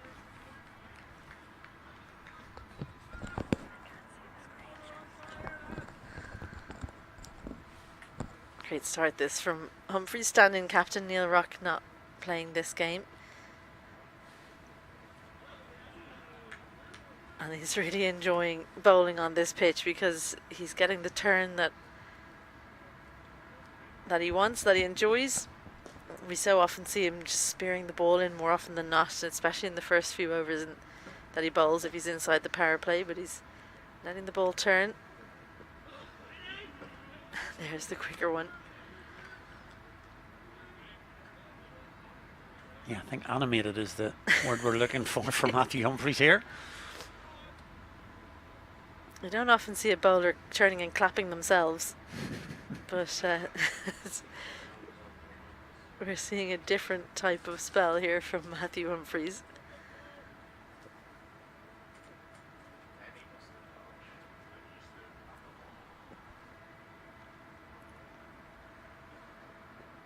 And more turn, just throws it wider. Wicket maiden to start things off for the Northern Knights. They finished the first innings strong. They started the second innings strong. 0-for-1 are the Munster Reds. Yep. Usually, as you mentioned, usually bowls a lot flatter in his opening over if he's taking the new ball, but there, realised straight away there's a bit of turn in this wicket. So mixed it up. Tried to turn one, straight on with the next, and as I say, big moment in the game. Second ball, getting rid of Stephen Dohoney. Tom May's something in his eye. Ruin Pretorius, the man who's going to try and help him dislodge whatever it is. Yeah, I don't think he really did a great deal. Pretorius just kind of looked at his eye and said, yep, you maybe got something in there, and walked off.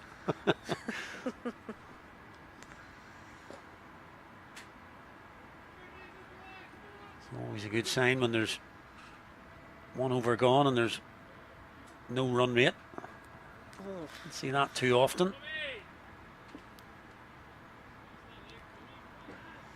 Cian Robertson in front of us here practicing his bowling. He's looking forward to getting an opportunity on this pitch.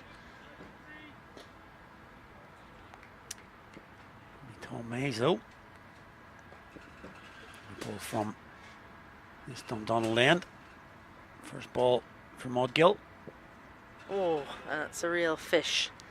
Absolutely no conviction in that shot. A man out of touch, you'd have to say. Yeah. Knocked over by Barry McCarthy yesterday with a straight one. As he played around. And that one, as you say, a little bit of a fend. Outside off, could easily have a little feather through. Won't mind that. Swapnil Modgill, two straight, looking for the swing. Tom Mays, and just doesn't come for him. So opening boundary of the innings, opening runs, and opening boundary for Swapnil Modgill.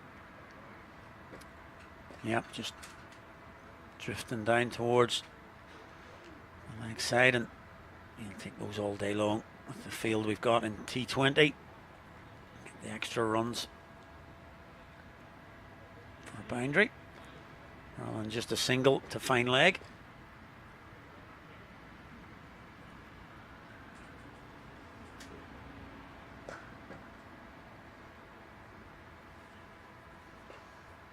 Taking a little while to retrieve the ball. I don't think Ruin Pretorius was after it too enthusiastically. There's that. Matthew Humphries having a go now. Seems to have been more successful. Matthew Humphries. Yeah, he's taken poor Tom May's eye out there. It was the eye of Tom Mays I'm talking about. Yeah. Yeah. Yeah, blame the whatever's in the eye for the misaligned delivery.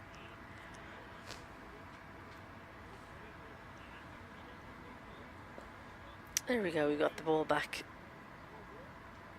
I thought you were saying that Matthew Humphries had gone and got the ball for Pretorius. No, that would be a long walk. No, he was brought in as a substitute for Pretorius in Highgate. Hopefully he's managed to sort it out for Tom Mays.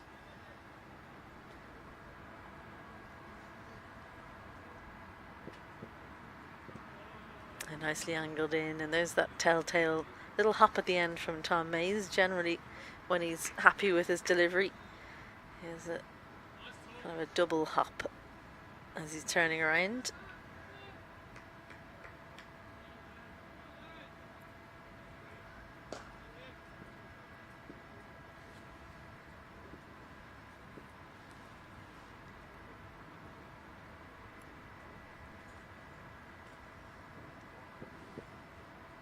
Gives himself room. Not a bad option. Just trying to open up the flat-batted shot. Maybe a little bit of extra bounce from Tom Mays on that occasion. Yeah, good bit of carry there. Just the boundary as he drifted down lane. He has tried to keep the ball outside off since then.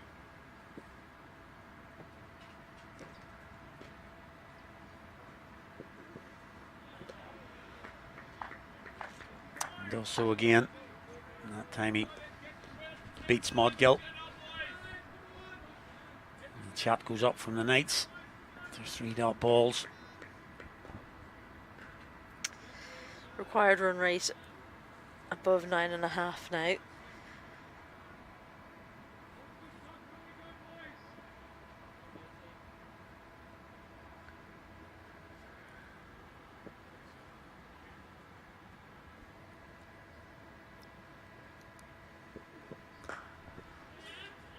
A little bit uppish, good dive again. James McCollum is in the action.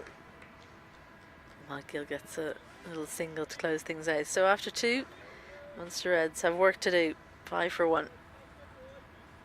Yeah, definitely in the action there. Short third man, James McCollum, he's already taken a catch and has saved the boundary there. His bowler gives him a little bit of a low 5, is it? Would you call that a low 5 when he just sort of claps a hand? Anyway.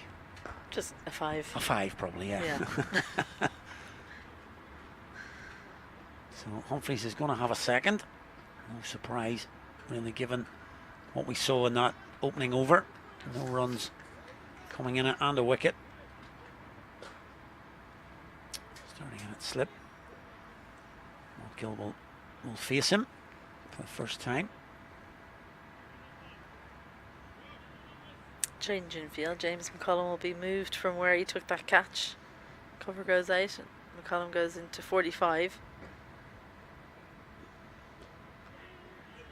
They're going to take on the fielder, Ross Adair.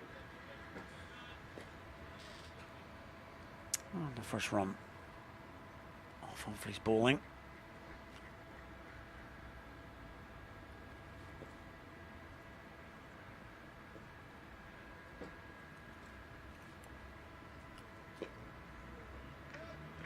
Hilton good at sweeping, so Humphreys will know that. Won't want to give him the opportunity to get that one out of the locker.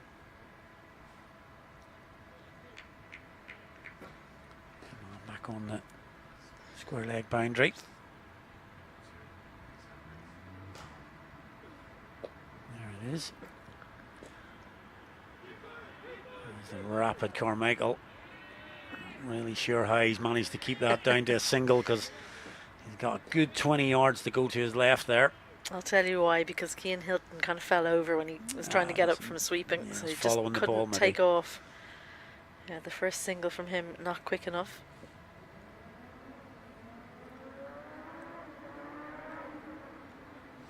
Well, it's not the shot. Swapna Modgill, no. Get closer to it. Front foot just kind of turned and then just fished the bat at it.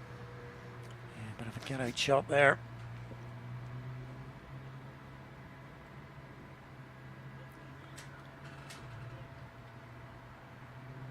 And that trademark change of field now. He's at the top of his mark, turning the ball in his hand, and then all of a sudden something occurs to him as Modgill lets that off the under edge. He's going to take on the throw trouble. Gone.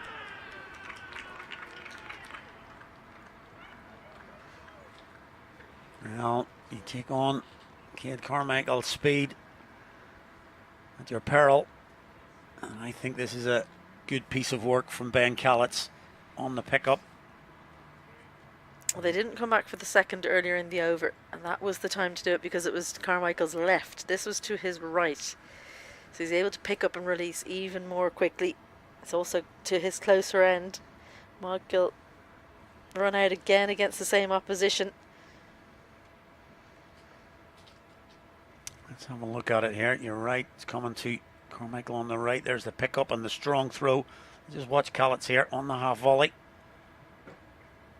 He's done well there. Ben Callis took the ball in front of the stumps. Sometimes that works out, but sometimes if it's going on to hit the stumps, you think, well, why didn't you stay behind? But he's taken that in front, which has worked out well. He's been able to move with the ball, break the stumps before Modgill gets back, and second wicket falls for the Reds, 8 for 2. Yeah, that technique is particularly good if you know that the batter is pretty short of their ground. So you know, no matter what, even if it was going to hit the stumps, they're going to be out if you catch it. If you let it go through, if it's touch and go, if it needs to be a direct hit. It was interesting to see Paul Stirling in the shot. He was able to keep a really close eye, and only once the bails had been taken, he went up. He knew very well it was a wicket. They're in trouble now. Philippe Leroux, fresh off the back of 80 yesterday. They will take on Pretorius in the deep. Much easier too. Yeah, that's the end of the third. Just 4 come from it, but again, another wicket falls. Humphrey's over. He doesn't get the benefit of the wicket for himself, but the run out comes, and it's 10 for 2.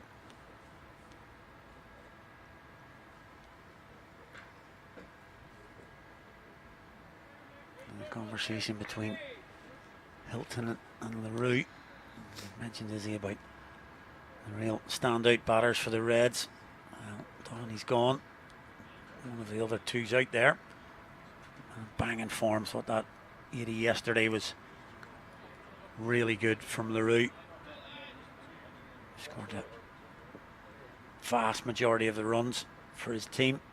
Only one. Really looked clear in his plans yesterday about what he was trying to do.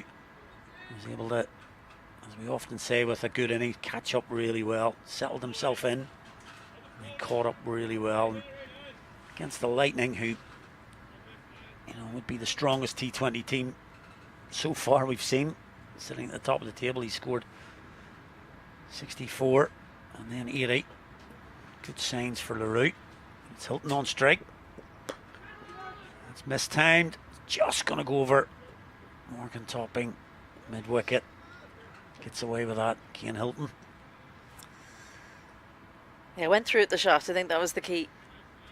If you kind of bail on it, then it can easily just go into the fielder's hands close by, but went through. So Morgan Topping turned and was able to get there on the bounce, but no opportunity to take a catch.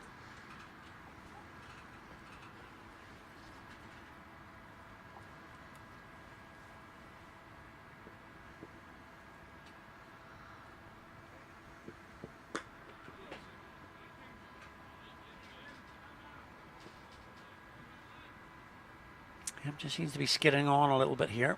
Tom Mays. Maybe just later on in the day the ball maybe does just come onto the bat. Seen a few batters today being caught playing early. Andrew Balburney earlier.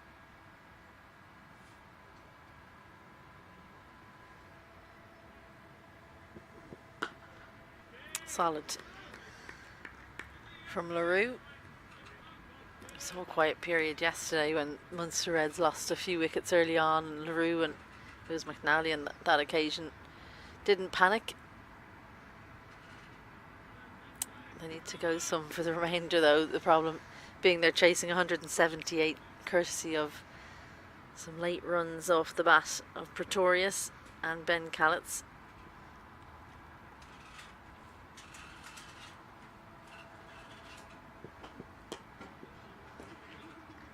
Cheeky little single.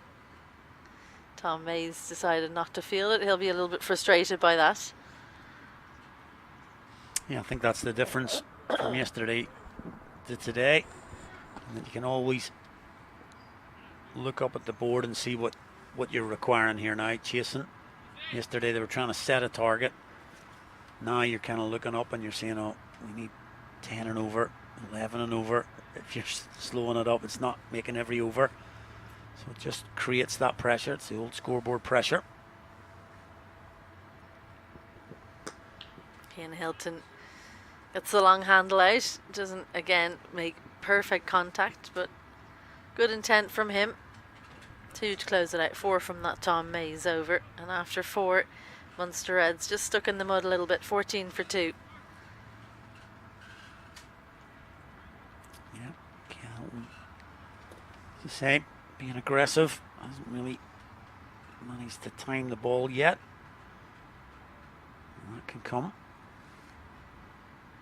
He's moved on to 4. The Roo just come in. He's on 3. Yeah, that run rate over 10 now. 2 overs left in the power play. Matthew Humphreys is going to offer Cian Robertson a ball at the same end. You'll have seen Humphreys has started with a little bit of turn.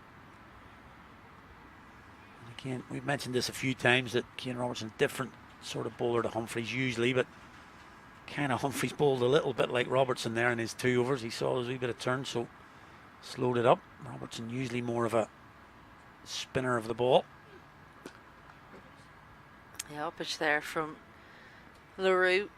But I think, yeah, Cian Robertson would have been pleased to see what Humphreys was able to do because, as you say, slower through the air. Slip remains in, no surprise there.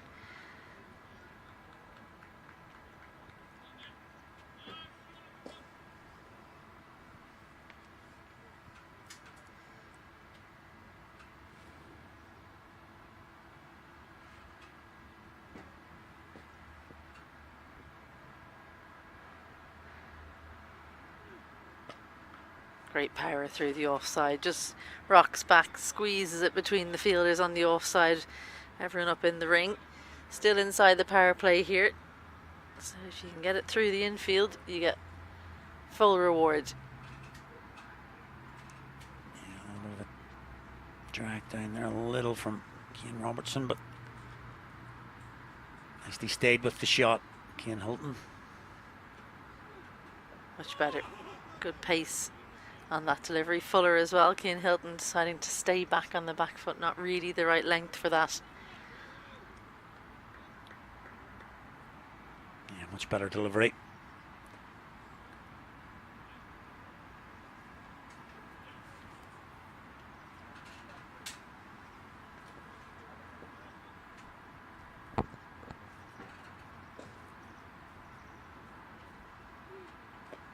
Top edge, this will sail over, I think.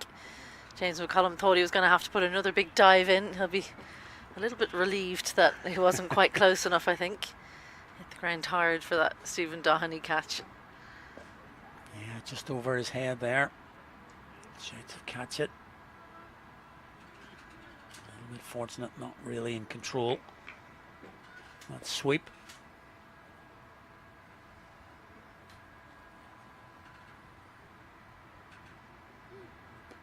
Another top edge. This is going to go over.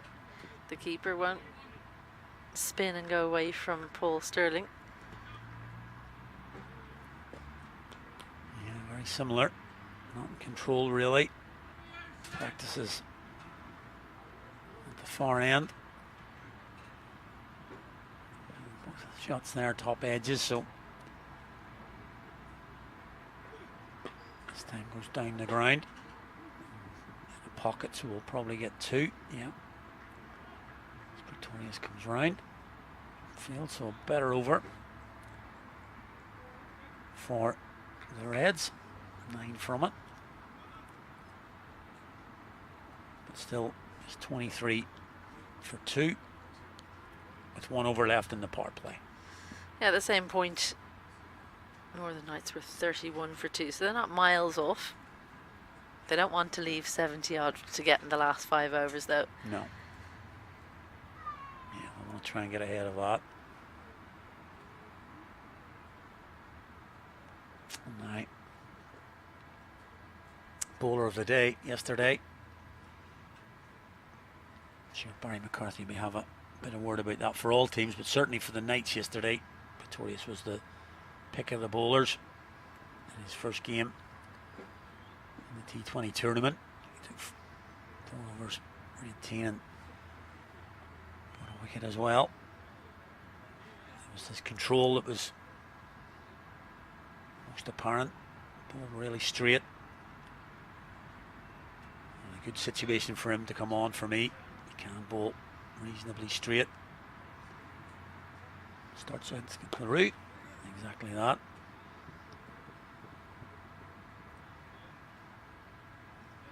Takes the single.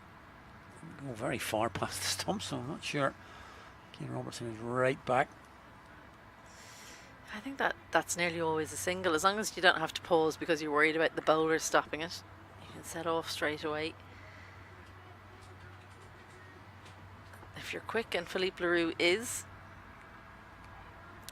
he's won a couple of those. So for Hilton, they've decided to have a slip. Point comes out.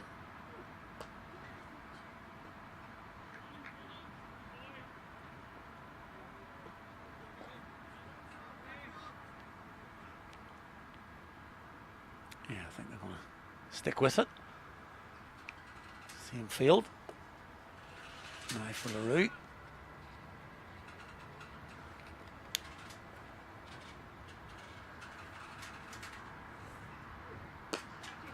Powered down the ground. Almost like a pull shot, but rather than going to the leg side, he's happy to go straight, making use of the final over in the power play here, Philippe Leroux. Yeah, it makes me look a little bit silly actually, because Rossiter played a very similar shot in the first innings, muscled it down the ground. And I said Philippe Leroux wouldn't play a shot like that. And here we are. He plays exactly the same, muscles it down the ground.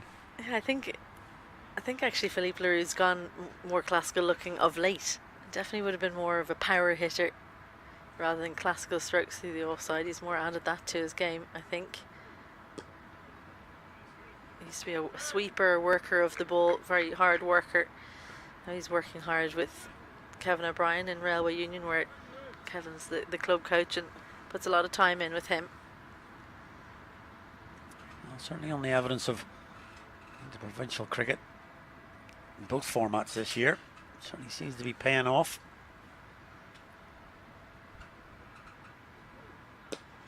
And targets the same area there, Cian Hilton.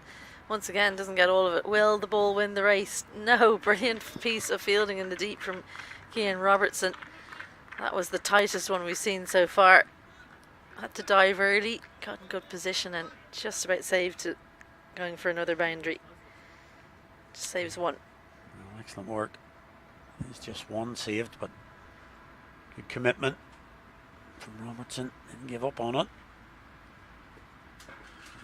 Just an inch or two in it, but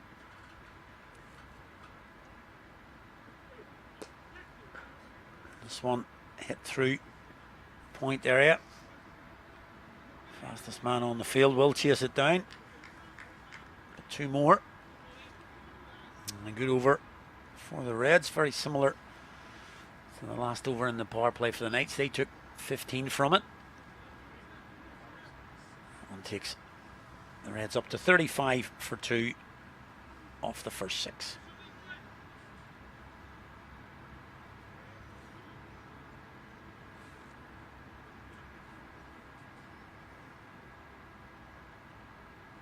Going to be first appearance of the day for Sean Davey. As Johnny Kennedy signals the end of that power play. This is where Sean Davies playing his club cricket for CSNI, home ground here at Stormont.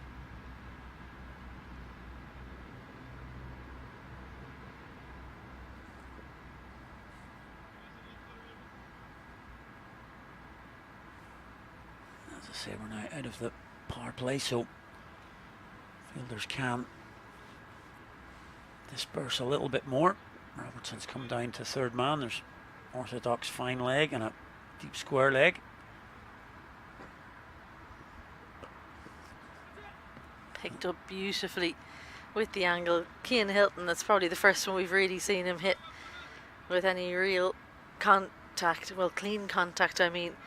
Sails for 6 over backward square. Welcome to the game, Sean Davey. Yep, and on that hit. So Pretorius hitting one very similar to that. That was later in the innings though. Most of these batters are at a level now that it's short in the hip, they can get on it.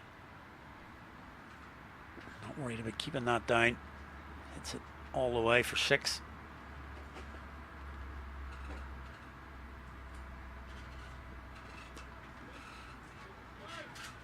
Better 9. So there does the fielding.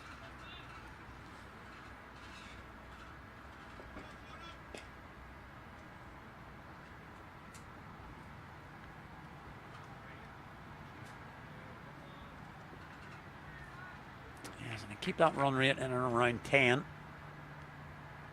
would obviously mean 50 off the last 5, so I think that would be a reasonable. You say 70 might be a problem, but Hilton's going here. He's gone leg side. It'll bounce just in the boundary. Carmichael does the fielding. He went just a little bit too aerial there. Vertical rather than horizontal. Got good distance, but I think he'll be frustrated that didn't go all the way. Just the arc of the bat, too low to high. Just a tiny little change in angle that would have sailed for 6.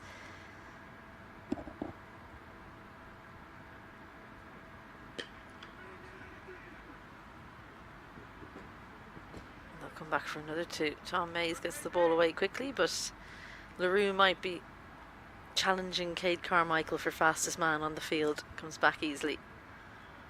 I would throw Cian Hilton into that mix as well. I've watched him a few times. He's pretty sharp between the wickets, so it'll be interesting to watch these two.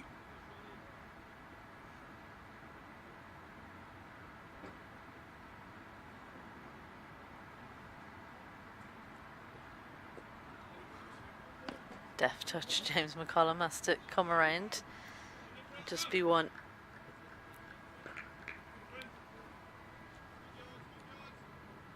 It's been a really expensive over, this one.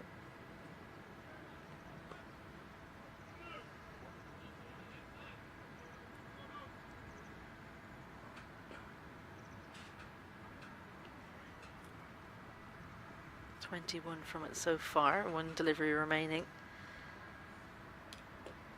Unusual to see the first over outside the power play be expensive. And he's going to get it between the fielders there as well. Even Cade Carmichael can't catch up with that one. So the 50 comes up in the 7th over. And Munster Reds making a good fist of this. Yeah, it's LaRue this time. He's it into that area.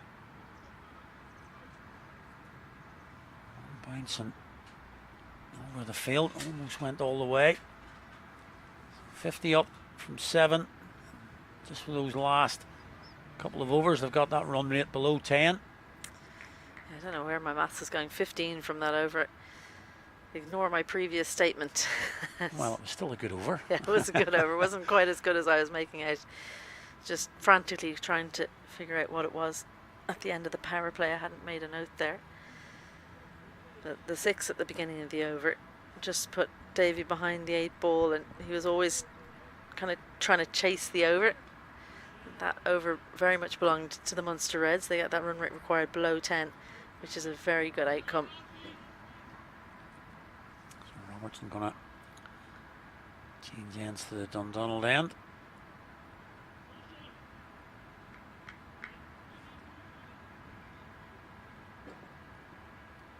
.42 now.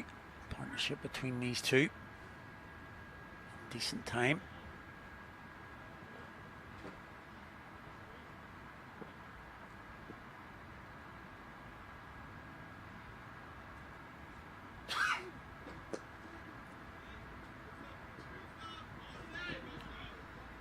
No 2 there. Rossadair quick to the ball. 2 good batters to have together when you're looking to turn 1s into 2s. Yeah, very much so. We've seen how important that is here. And all the big boundaries. Score off every ball and If you can turn those ones into twos, really just keeps you up with that run rate. Try and access the offside. The route. Good line from Robertson there.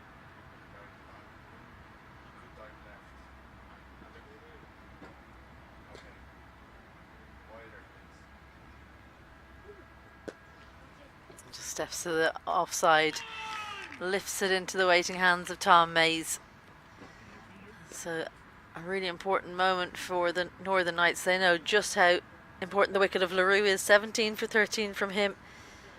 If he'd just gone through with the shot, he just bunted it down the ground. You wonder if a full-blooded shot had been used by LaRue, if it would have sailed over the rope, but not to be. 17 from 13 with 2 fours. Munster Reds lose their third, 51 for 3. Well, when you've only scored 17 and the opposition lets out a big cheer when you're out, you know you've been in form. You know that LaRue was a big wicket here. And exactly right, you can see the space behind Tom Mays there. He's well in. And he had the ball before, he tried to access the offside. That time he went outside off and tried to access the leg, but didn't really get hold of it.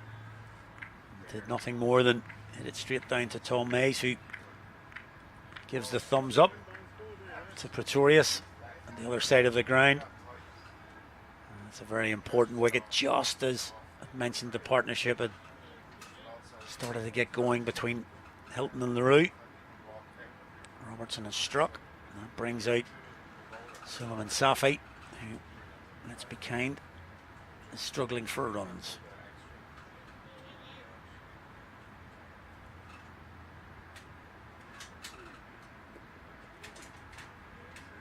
Top ball, start with. Yeah, just a very timely wicket for the Knights. It'll more than likely take Safi a little bit of time to get going here.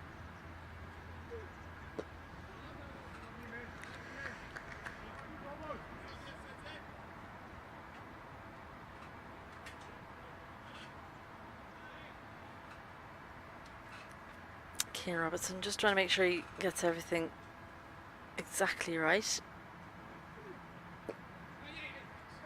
Off the mark. Yeah, I think they pretty much let him have that single. Took Matthew Humphreys out of mid-wicket and left the entire inner ring in the leg side free. Safi probably gleefully accepts it and takes a single to get off the mark, but the Knights are okay with that. He'll be on strike now. There's your card. Big wicket of Doheny, just the second ball of the innings. Caught by McCollum. And then the run out of Modgill coming back for the second. And then LaRue and Hilton had started to just rebuild the innings. Their partnership was just getting going. But LaRue in that last over holds out to Tom Mays. Speaking of Tom Mays, you can see his name is up in blue there. He's going to come back. The ball from the city end, just 9 coming from his 2. Economy rates pretty decent for the bowlers that bowled in the power play. Pretorius gone for 12 and Davey for 15. But now, new batter in Safi in to face Mays. Squared up, but he'll get off strike.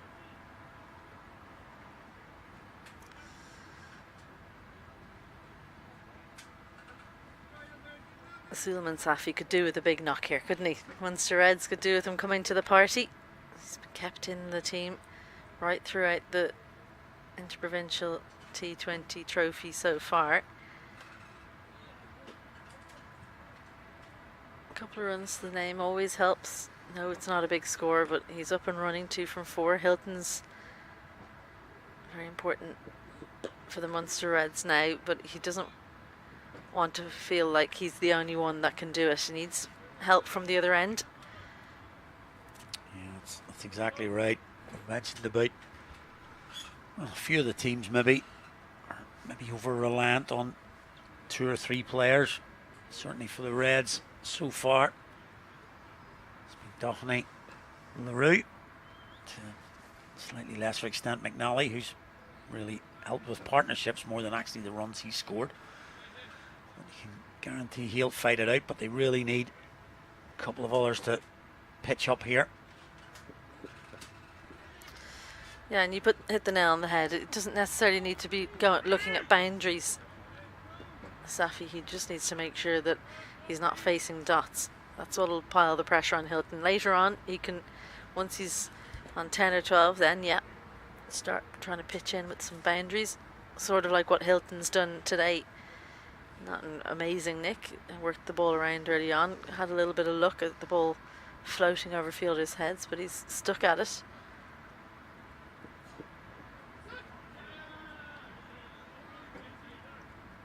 Polite inquiry from Ben Callitz. Much hope behind it.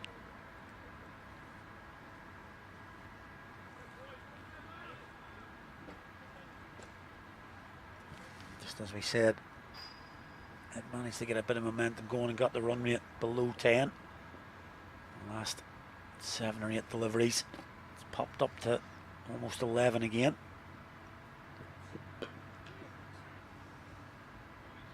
Quick to the ball there, Davy in the deep.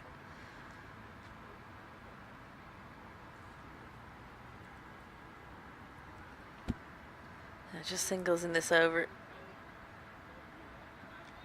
So no wickets for Mays so far, but he's been economical. Changing the field for Safi. Fine leg comes up. Third and cover and long off out, so an unusual one where more field is on the boundary for the offside than the leg, which we haven't seen too much of this week. Oh, and that one just leaving Safi. Beautiful delivery to close out that Tom Mays over with a .4 from it. 9 gone. Munster Reds falling behind again. 56 for 3. Safi plays a different shot when the ball has gone past in his practice than he did to the actual ball. He's had a little bit of a fend at it. There's the scene at Stormont, Ward Stormont here in Belfast.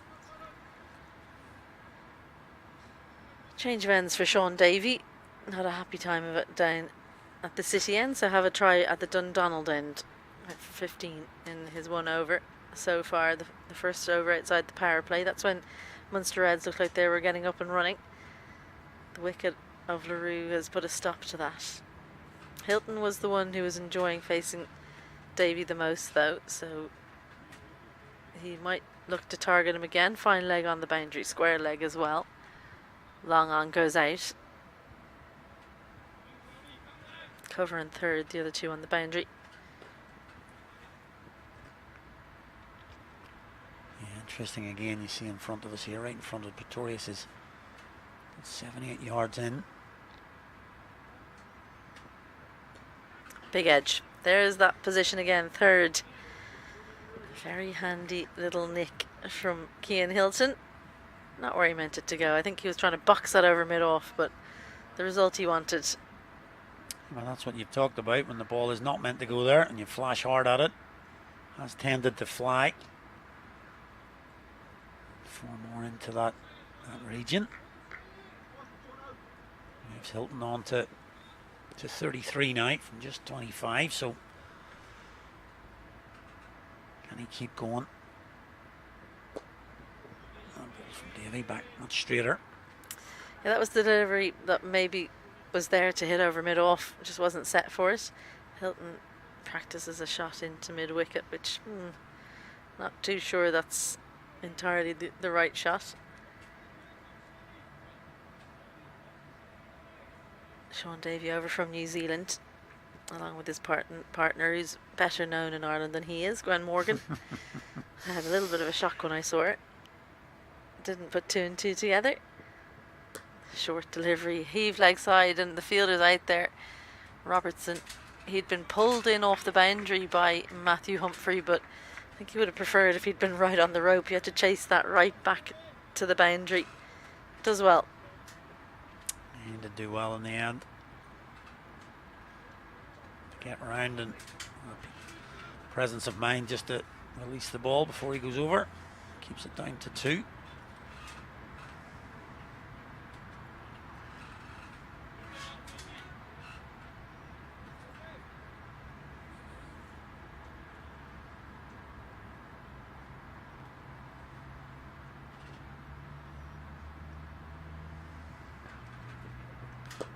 Slower delivery. He looks to go over mid-off. He's been sweating on that Cian Hilton, but doesn't get the contact. Good change of pace from Davy, and the set man Hilton, they've got rid of him. It's his biggest contribution by far, 35 from 28. He throws his head to the sky. 4 boundaries and a 6 in that innings. And Munster Reds, they're in a bit of trouble now. 62 for 4. Hilton was trying to target that area. And thrown the tempter out by saying mid-off's up here. Off the outside half of the bat, closed the face a little bit. Didn't get any purchase on it at all, and a reasonably simple catch for skipper Humphreys. And that sends back Hilton. A decent knock from Cian Hilton, but just given the situation as we talked about, somebody's got to kick on here from the Munster Reds. Unfortunately for them, Cian Hilton departs. That brings out John McNally. Cian played well on day 1 in the half century. And as I was saying, since then, he's played more of a sort of supporting role in partnerships. He got 40 against this opposition, but again, that was more in support of Doherty, who was blitzing it all around the ground. And then again, only 14 last knock, so maybe he needs to be a little bit more proactive today, because they're going to need somebody to really up this run rate again. It's just dropped to 6.4, as you can see on screen there, but not easy coming in and having to go fairly quickly here. Slip back in. Round the wicket for Davy to the left-hander. Just angles it in, leaves John McNally. Not a huge amount of footwork. Again, I think Davy's just done well to make batters think he's going to be full. Then he's been on the shorter side when they think he's going to be short. He's managed to throw it up fuller.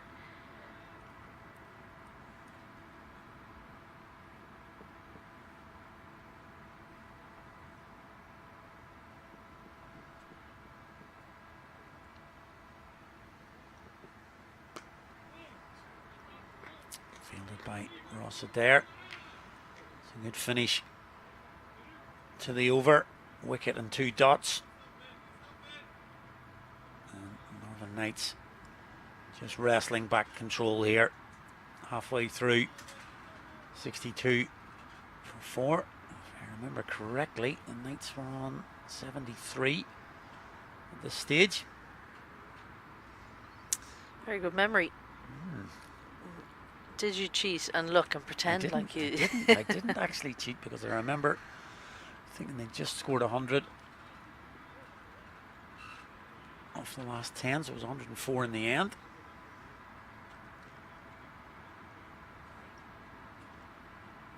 Marianne Pretorius, the fall of the wicket then has been brought back. And ball to Safi.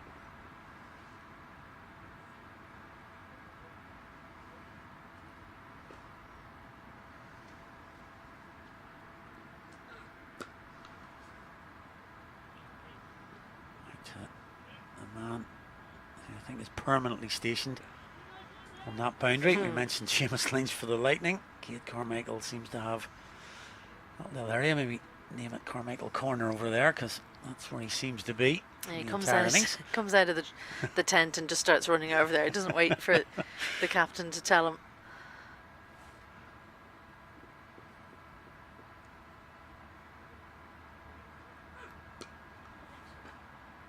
Good work. I thought he was going to give up on that Ross Adair, but just fell in the end. Managed to stop it. Ben Callett's having a good laugh at him there. Gloves on.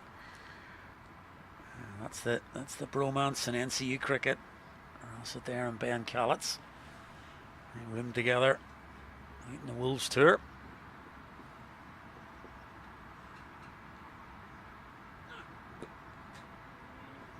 Good quick single. Paul Sterling had no intention of trying to run in and stop that. I don't think he could have done anything about it, but didn't attempt it. Yeah, you just mentioned it there. Do you remember yesterday when we complimented the person pushing the pram? It turned out to be Gwen Morgan. Yes. It's easy, a fair idea about cricket. Yeah, we were saying, well she just done, took a few you've quick seen steps. The ball. Yep. Yeah, well done for watching. And it turned out to be Gwen Morgan. yeah, well, I mean, to be fair, she lives in New Zealand now, so I wasn't really expecting to see her here. I hadn't realised that the other half was Sean Davey.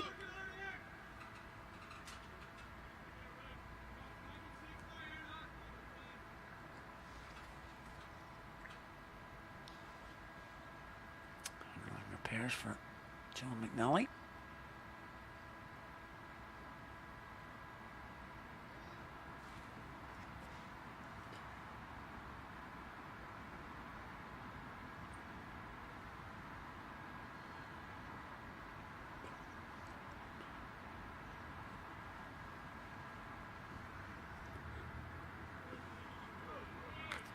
Just a little bit too much movement maybe from Safi's. Obviously desperate to try and get some runs for his team, but also himself.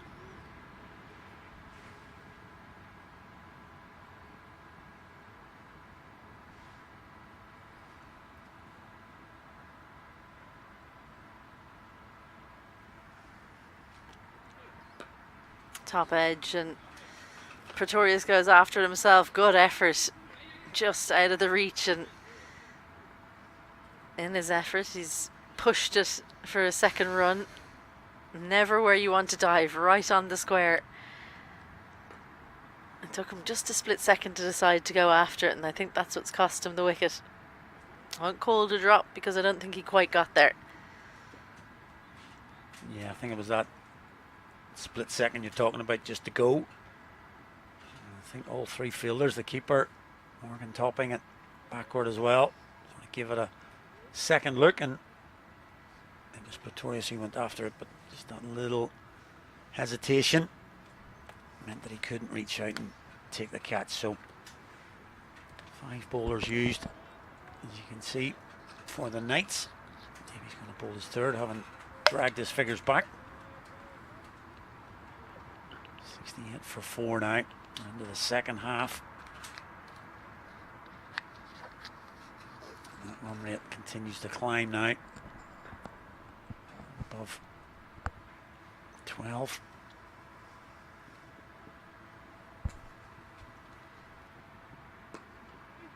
Slower delivery from Sean Davey. Brilliant again from Rossiter, and point to his favoured left hand this time. Yeah, always got to be careful with Rossiter because of course he bats right-handed but bowls left, and very adept with that left-hand side. All the best players bat right-handed and bowl left. Of course. Come on, Ali. Of course.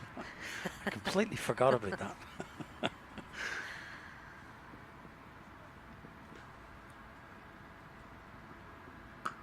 Ali 1 from 5, needs to get going. Safi 8 from 10, so these two just being kept quiet by this Northern Knights attack. They were unfortunate, weren't they, in that they were the first bowling team yesterday, Northern Knights. You don't really know what a good score is, so that they would have thought 181. That's okay against the Northwest Warriors. That's probably about par. That's what certainly I said. I reckoned it was about par, and actually it looks like it's above par.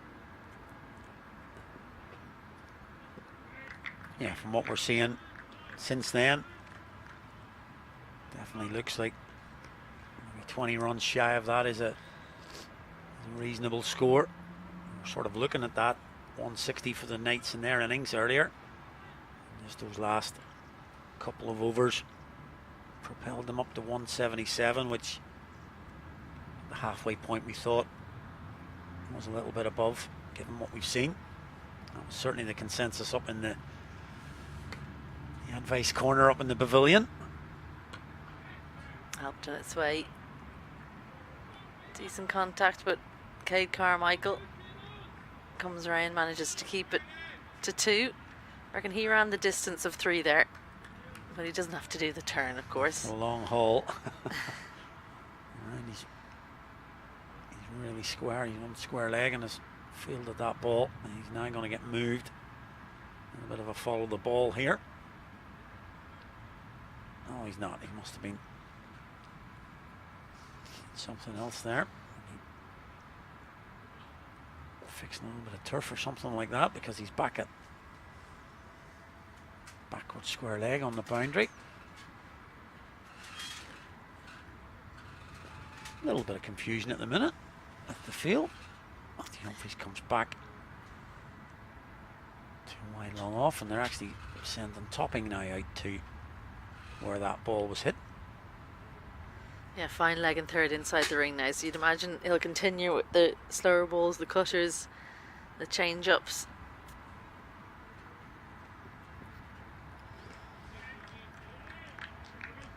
I think Safi just psyching himself out here. It's like he's trying to think ahead of Davy, and too many thoughts going through his head, ends up really doing nothing there. And you're out of form. It's as much about how you can quiet your brain from psyching you out as anything else.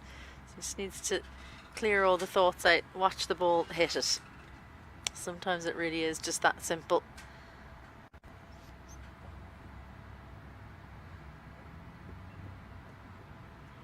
Clever. Good stuff. Little edge, and it was very much on purpose. Ruin Pretorius in the ring, a little bit too wide, can't cut it off, and Safi with that boundary gets himself up to a run of ball. I think you're exactly right with the previous ball. Overthinking a little bit about all these different shots he can play. That one though, certainly I don't think he was trying to play that initially, but saw the opportunity and that time ran it off the face. Time for a much needed boundary. Yeah, I think one of the things when you're talking to kids about, you know, planning your innings, you have to think about what the bowler might bowl and what you're going to play if they do, but don't have a shot you absolutely want to play next ball in your head, because if you don't get the delivery for it, you get into trouble. So that was one, I think, exactly like you said, Ali. He probably was setting up for something else, but when the opportunity arose, he knew that third was in the ring and was able to adjust. 75 for 4 after 12, 103 in 48 balls, so they need more than 2 a ball. So John McNally, 2 from 6, needs to go some. Yeah, Matthew Humphries brings himself back as well. Just gone from 5. He was opening 2 overs.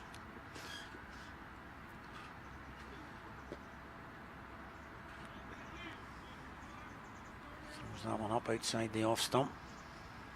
Really no timing again.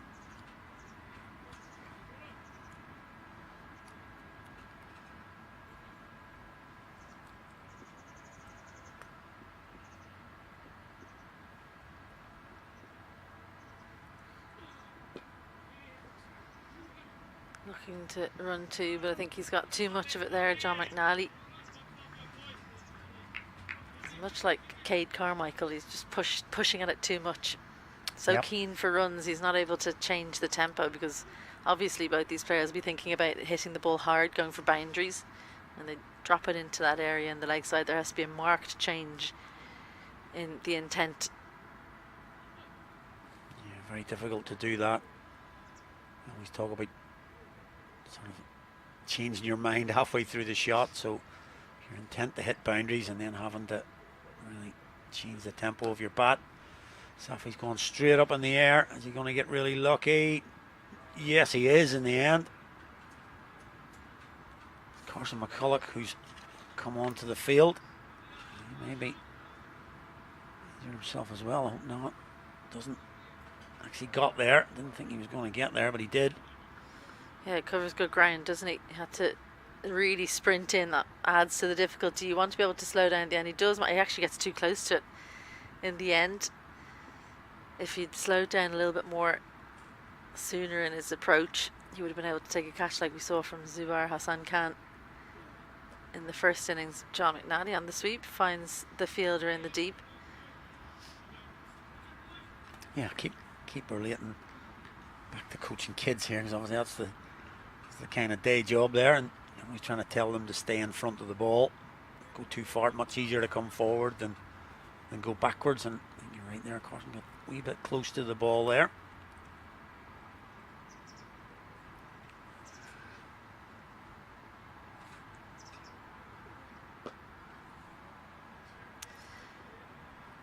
You either want to be stable under the ball, or if you've got to move, you want to have to move forward into the ball. He didn't really have time to judge how far away it was from him. That was the problem for him.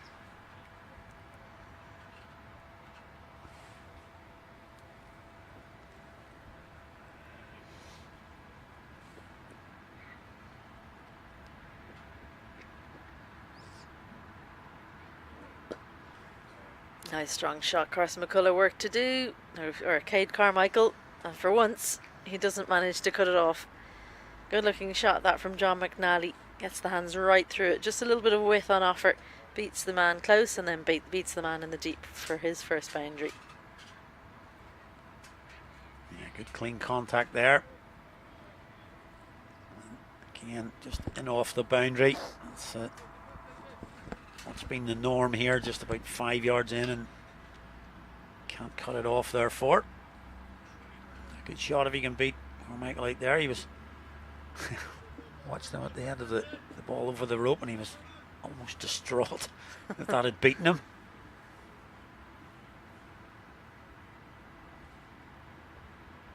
Four off the last ball.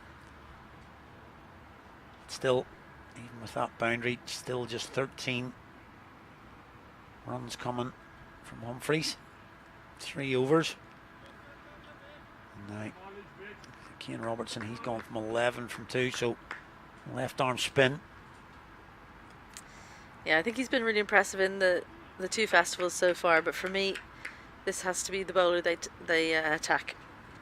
This is the over. It's go big or go home. Safi, come down, try and see if you can box a few back over his head. Goes big to the leg side. Good intent from Safi. Yeah, and I think we've got to take that into account here at some stage here. It's not giving your wicket away anymore. You've got to, if you want to try and win the game, you've got to take some risks now. We always talk about risk-free cricket. I think it's got to be risk. Yeah. Total cricket. Risky cricket. Yeah. John McNally on the back foot. I think good change in pace there from Robertson.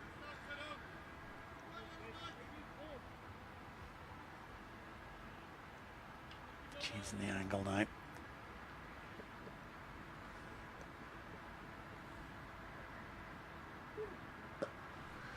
Takes it on, John McNally. Lovely clean contact. Good sweeper of the ball. Launches it over Cade Carmichael's head for his first 6 now. Exactly what was ordered on the prescription.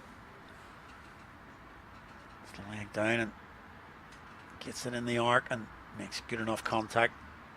Cian Robertson thought that maybe Carmichael was in business, but no chance really. I'd love to see that from side on, because while he bowled from very, very wide, I wonder did he bowl from behind the popping crease as well. John McNally decides to come down. Well read by Robertson.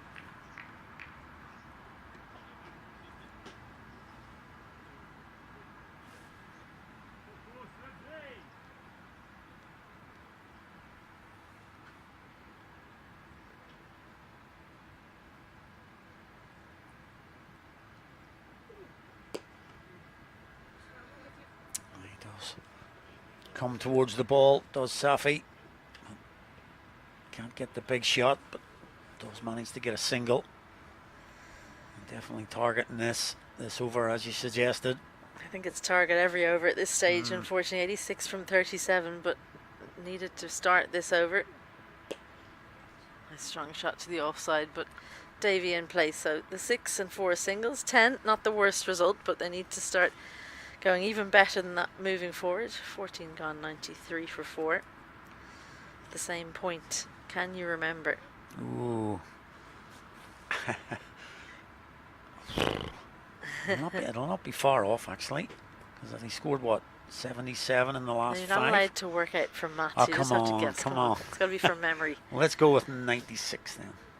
Not far off. 97 they were. Not Northern far Knights. off. Just the one out. Jeez, talk about harsh. Tough school here. Yeah. I expect perfection at this stage, Okay, Ellie. okay. You've set the bar too high. All right. I'll get more wrong in the future. Good. 6 overs remaining, 85 required. So 16 and over, I think it is now.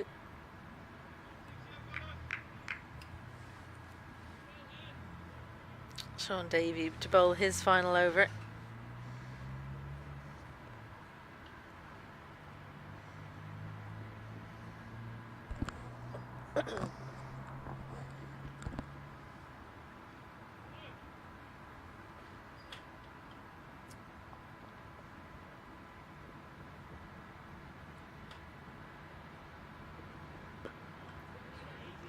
There's that occasion when the ball's just stopped in the wicket.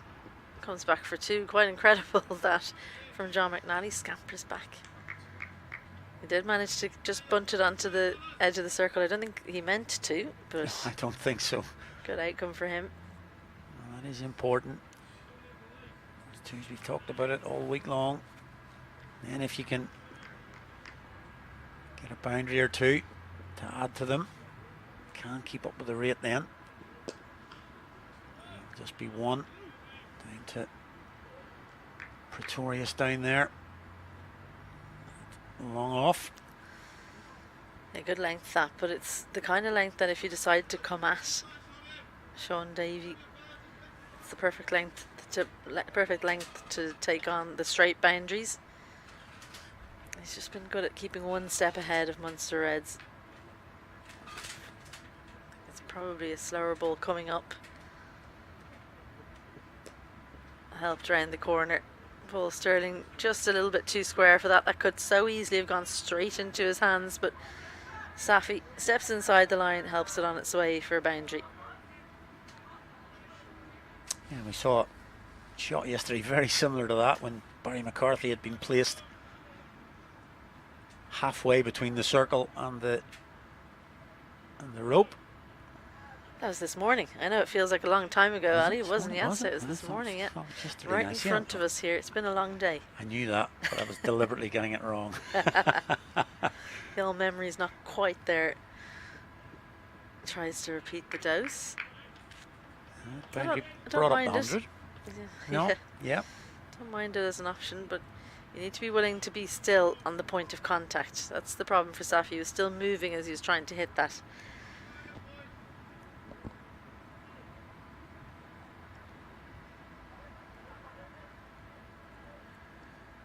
There's a fruitful area for Ruin Pretorius earlier.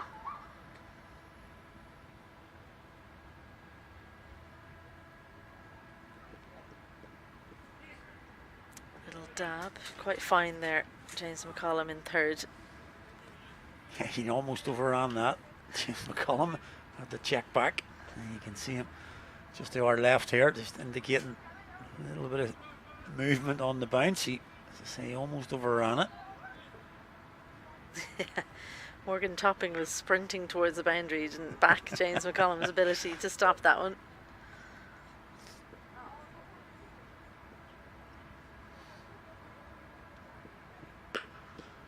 Looks to go long. Can't beat mid-on, so another single. Anything less than kind of 10 and over, very good over this for Northern Knights. That one's gone for 9, so that goes down in the good bowling category. 1 for 37 in his 4 for Davey. Yeah, decent comeback from him. He went distance in his opening over, 15 from it, so he's come back well. So the Reds just hanging in there at the moment. These two had started pretty slowly, but are just starting to try and mount the fight back here. As we've mentioned a few times, last 5 overs, a very similar score now.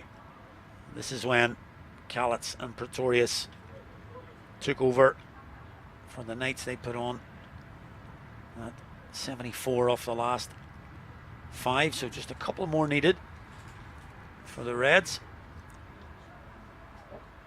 The last 5 haven't been bad. They've gone 40 for none. They have to go double that almost, though, to win the game. They're only 2 off what the Northern Knights were at the same point in their innings, but as you say, brilliant final 5. Pick up from John McNally just around the corner. A little fumble in the deep means they'll come back for a second. Morgan topping the guilty man there at backward square.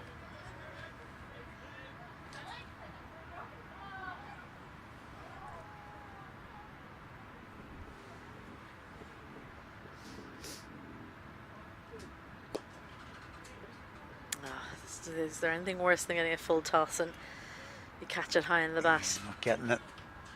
Yeah, you can see a little bit frustrated there with that.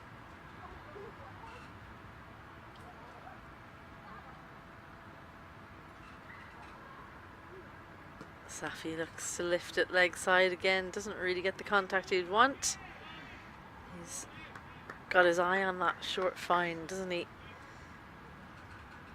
Looking to try and access the shorter boundaries. Yeah, hasn't really looked down the ground that much. Trying to come down the wicket last over, but hasn't really looked to come straight.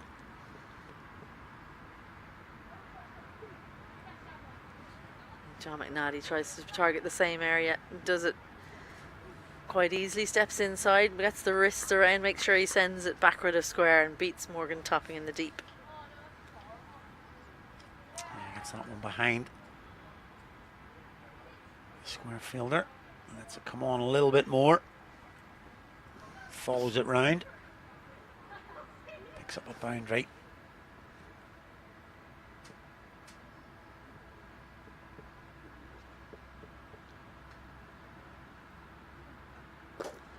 Floated and just about gets it over extra cover. Chases on. Who's going to cut it off? Sean Davey gets there first. Yeah, my money would have been on Davey there. 2 more. There's a 50 partnership up from 37. We're just starting to get going, as I say. Started reasonably slowly, these two. Just starting to pick up. 10 from the over so far. 16 would look a lot better. It looks to try and take it on, but fielders out there. Pretorius can't stop it, and it is 16 from the over. Really good one for Munster Reds. Still in this, 118 for 4 from 16. Yeah, good clean hit. McNally stayed nice and still on contact through the ball. First real one that's come straight. Yeah, I just think that on the final delivery there, I'd like to see Northern Knights thinking, okay, I know we're trying to save 2. We've gone for 10 in the first 5. Can't give away a boundary. Let's all just sit on the rope. We'll take a 2. It's kind of what you do in the inner ring. Yeah. When it comes to the last ball of an over, you'll just sit back on the edge of the ring. Yeah. I just think a little bit more thought needs to go into that. If someone bowls a tight over now, let's say, I think it's going to be Pretorius. Let's say Pretorius goes for 3 singles in the first 3 balls of the over. Everyone go on the rope then. We'll happily give away a few 2s. But we can't have, because if Pretorius had been on the rope there, he could have come around and caught the ball. Yep. So I think that's just something they need to rethink. Matthew Humphreys and co. Maybe it's a message that needs to come from the side. Maybe the white ball captain of Ireland could have a quick word as well. He's just hanging out at 45 there. Pretorius has the ball in hand. He was one of the ones that was whacking the ball around with bat in hand in the final 5 in the Northern Knights innings. 60 from 24. Boundaries are needed. Good running is needed. And probably a bit of luck as well. Safi yet to really get going. Dances down. That one skews off the outside edge. I think they'll come back for a second.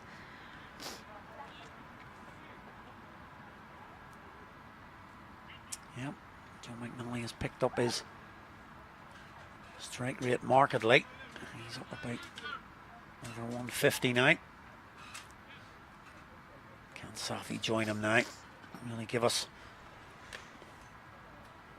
We need the tight one. I was just going to give us that game. Last over tight game. I haven't really seen one in the festivals so far.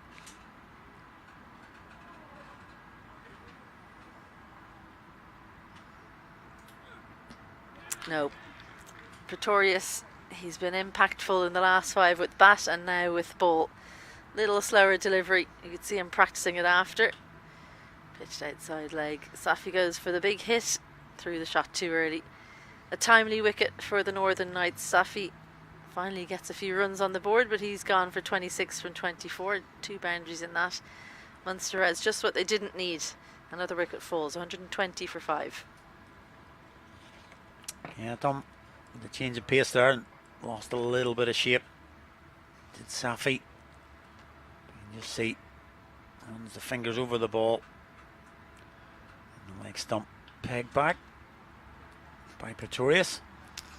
He was just thinking he had scored all those runs at the death and got the ball in his hands and really wants to make sure that it wasn't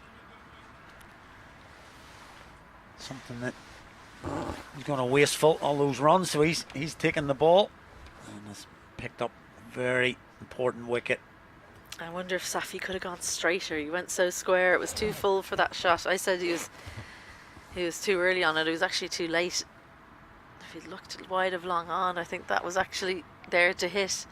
But actually, a brilliant point that you make. Pretorius doesn't want his performance with the bat to go to waste like yesterday's performance with the ball went to waste. Exactly, yeah. You know, he'd gone out and bowled beautifully and then got a good ball, albeit, but wasn't able to do anything with the bat. So today he'll want to make sure he gets the win over the line. Hassan Khan has come in. Didn't get the ball today. All my favourite bowlers not bowling. Kate Carmichael, no overs for him. Hassan Khan, no overs for him. Oh, a little slowy. Just about managed to bail on that Hassan Khan. Just about got to the crease. The ball. A few expansive practice shots. See quite a bit of that from Pretorius here, I think. Definitely a wicket that takes slower balls if you can bowl it into the pitch. We haven't seen maybe as many as we should have.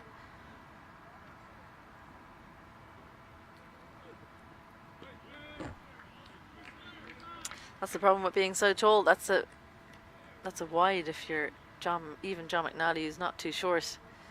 Hassan Khan, a very tall guy.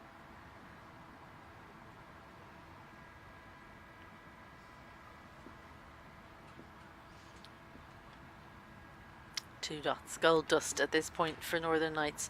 This is exactly what I'm talking about. The boundary riders should be on the ropes.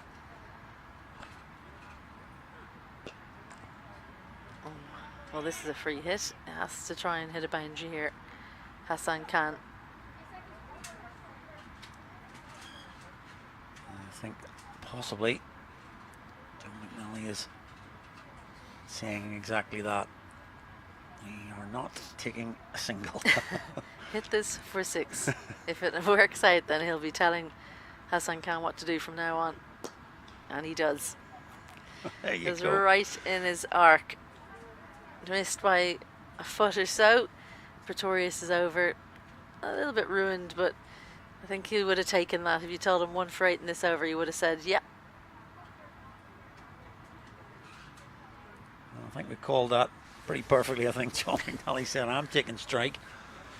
And the next over, the 18th over, I'm going to take strike, so do what you want, but we're not taking one. Duly obliged. It's nice and straight. Yeah, I think I haven't seen enough of that possibly from the Reds going straight down the ground. Well, it has to be your game, doesn't it? John McNally, it is his game to do it. I think he does have all the shots. I was saying last week that I think that he'll add some more power to his game. I think I said he'd add power to his game. I should have said more, because he definitely has some, but he doesn't have the raw power of, say, a Ross Adair or Paul Sterling. I think that'll come. I don't think he was too happy with the comment. He's been hitting it around the park, few sixes. One of the few who's managed to beat the boundary ropes. Yep. Humphreys 1 for 13 from 3. Immaculate figures from him so far. Can John McNally ruin them? Or half ruin them? We've seen that earlier. That's not where he was thinking, I think, when he hit that ball, but it'll be a couple. Cade Carmichael making a bit of a meal of it, actually. Be 3. Hassan Khan on strike. Stand still, young man, and just try and make clean contact. He has such a good swing of the bat. If he can get a hold of it, we might see more pyrotechnics. Just one scoring shot so far, 6 from 4. We saw 3 nice shots yesterday, but need a little bit more than nice shots now.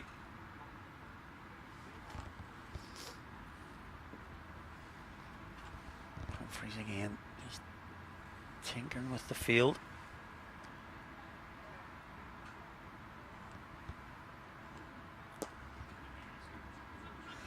Yeah, good thinking. John McNally's not interested in a second from Humphreys. What you don't want is Hassan Khan on the front foot. Push him back. Yep. I think if you're Hassan Khan, you should be thinking, I'm either going to stand and hit or I'm going to come down and hit. Forget about this back foot malarkey.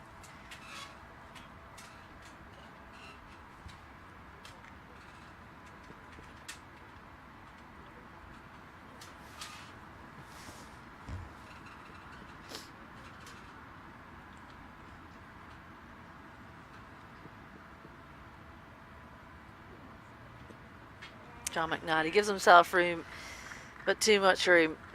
A little bit of turn from Humphreys, he gets the prize wicket. McNally, and once again, plays a good hand coming in at 6, but the game almost gone when he came to the crease. Couldn't see his side home. Well made 38 from 24 for him. 2 6s, 2 4s. But now you'd have to say Munster Reds' hopes go with him.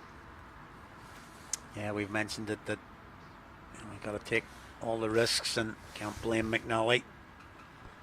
He's got to the stage where everything's got to go, and that one just turned a little bit inside the big swing, and McNally goes after a really defiant effort. Actually a decent bit of turn there. It takes leg stump.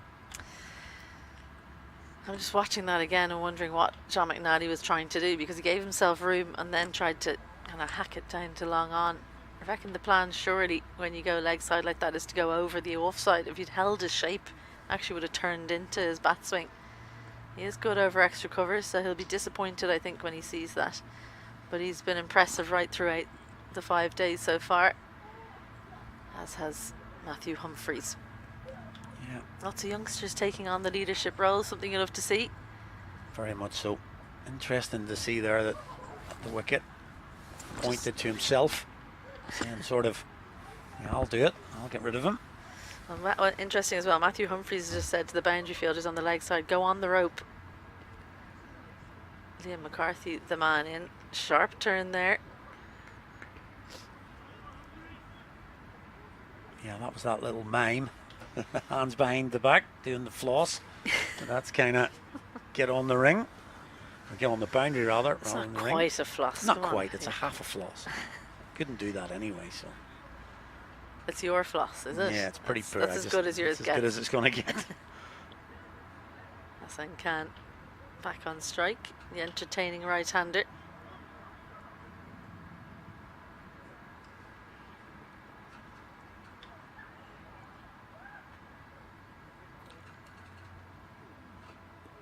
Ducks to launch it. I like the game plan. The turn, taking it out of the swinging arc of Hassan Khan. What a really good word. launch. He was definitely trying to launch that one. I think he just needs to stay in the shot longer, stop worrying so much about the power. If he gets the contact, it'll go. Fired in at the pads. Good from Humphreys. Look to get a second. They won't get it, topping, doing the mopping up. So Humphreys gets the breakthrough and only goes for 6. Probably the match turning point. If it wasn't beyond Munster Reds before that over, feels like it is now. 132 for 6 after 18. Yeah, Matthew Humphreys opened the bowling. Bowled 2 overs from the city end. He may have closed it out right there with his last. 2 for 19 in the end, just 4.75 economy. Continues his very, very good form with the ball. He's taking the skipper's roll on here as well, in the absence of Neil Rock. Good figures from Humphreys, 2 for 19.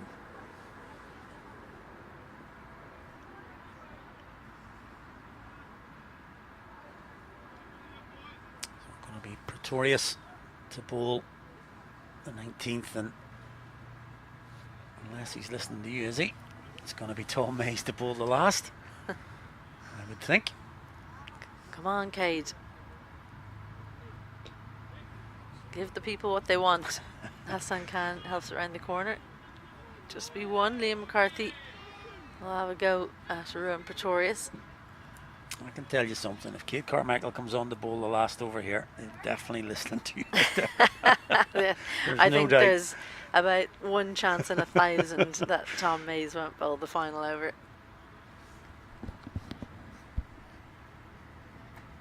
Liam McCarthy down to face Pretorius now. 1 from just the 1.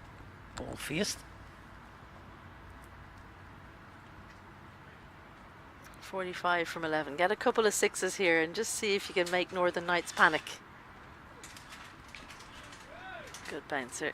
Liam McCarthy having a look at square leg umpire. He was hoping to see the arms raised. He saw it when he was bowling himself, but not this time. Yeah, good mix up of pace here from Pretorius. A couple of slower balls in the last over. He's got that little sharp bumper.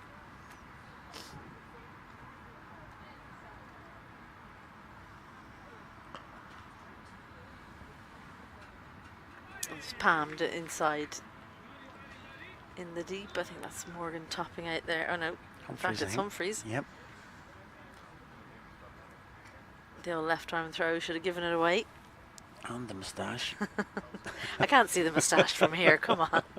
I'm not looking at the screen, I'm looking at the fielder. My eyes are good, they're not that good. I need your binoculars there. Indeed. Ali.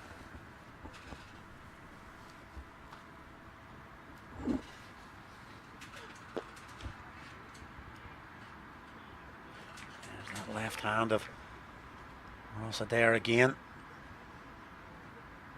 Just the 1 from McCarthy. So just 4. If we don't get 6 more off these 2, you never know. 36 wanted off the last. Carmichael might get the call. We're thinking not. No.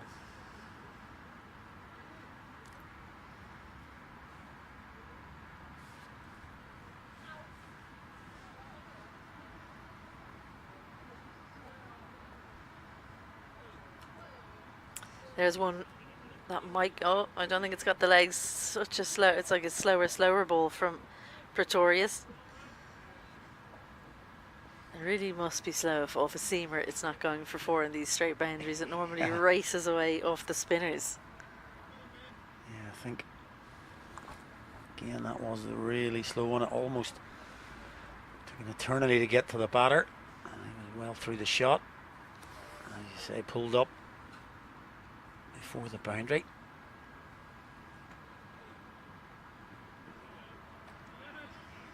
Ben Callets makes a bit of a hames of that, but does the job. And that'll close it out for sure. Pretorius. Good little spell from Pretorius coming back at the end there. 1 for 32, but plenty of change-ups and then the odd quicker ball. The cap is off. Tom Mays is back. Not for 13 from him. He's earned the right to try and maybe take a few wickets at the end here. Most economical bowler. It really would have been something if they decided, no, you're not going to get the last over. We don't trust you to defend 40. I think he might have had a word with his skipper.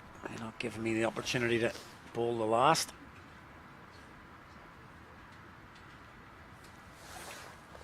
Gonna come around the wicket. Over the left-hander. So again,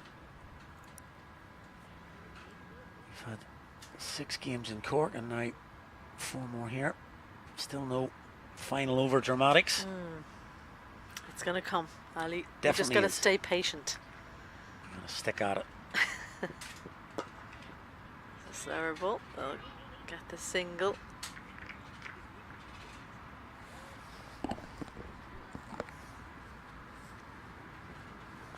So it's looking like no banana skin today for Northern Knights. They would have been favourites to come out on top against Munster Reds, despite the fact that the same fixture last week, Munster Reds managed to get over the line.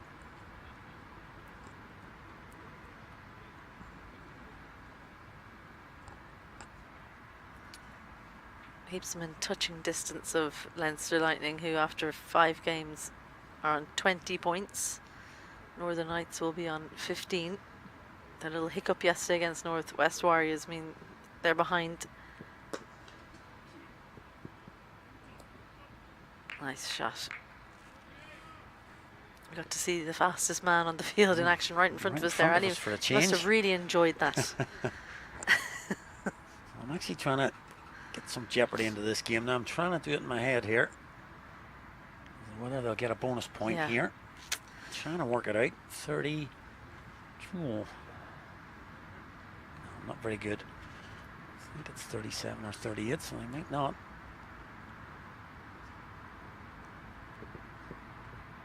That'll put a dent in it. Yeah, cheeky from Liam McCarthy. Just what a fast bowler doesn't like to see. Another fast bowler playing a cheeky shot like that. Nicely executed for McCarthy.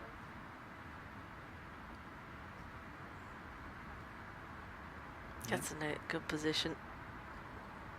That's the key. Get in position early if you can. Not always easy if the bowler bowls it where you're not expecting, but McCarthy guessed right. Yeah, nice little flick of the wrist. Gets it for 4. 3 balls to go. That's placed well. I'll come back for a second. So what is it? You've got to be 1.25 run rate, which is 1/5 better than the other team. 32 out of 177 is what? Too many, I think.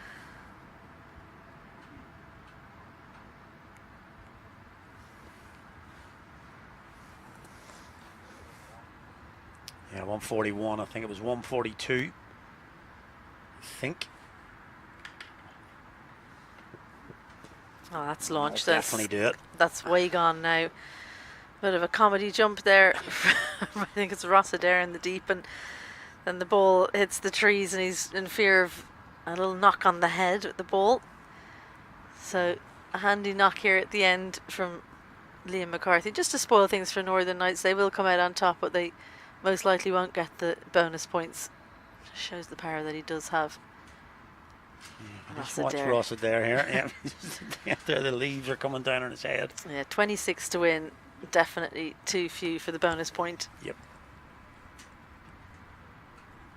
Now they just dispatch some fielders to go look among the trees. Yeah. A little bit of David Attenborough down there in the jungle. Perfect timing. Everyone's thinking of their dinner and lost ball, 1 ball before the end. If this was 1 ball later, everyone would say, oh, we'll leave it in there. Just leave it in there so we can pick it up later.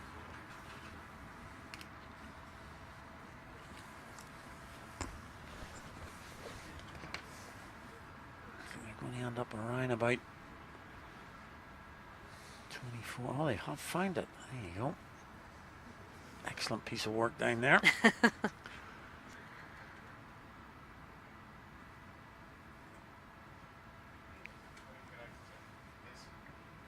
So 1 ball to go today in the day's play.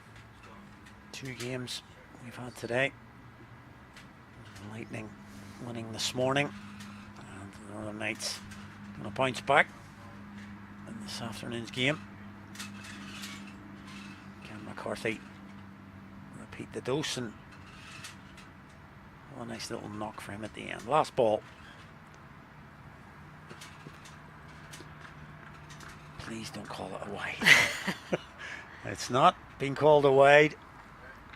That is the last ball of the day. 20 overs completed for the Northern Knights, and the Munster Reds have ended on 152 for 6. Northern Knights win by 25 runs. Entertaining little knock from Liam McCarthy at the end. 17 from 12 for him.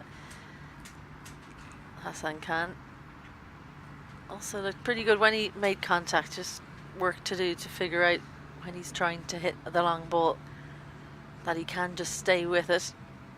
Northern Knights, I think, will be happy with their all-round performance.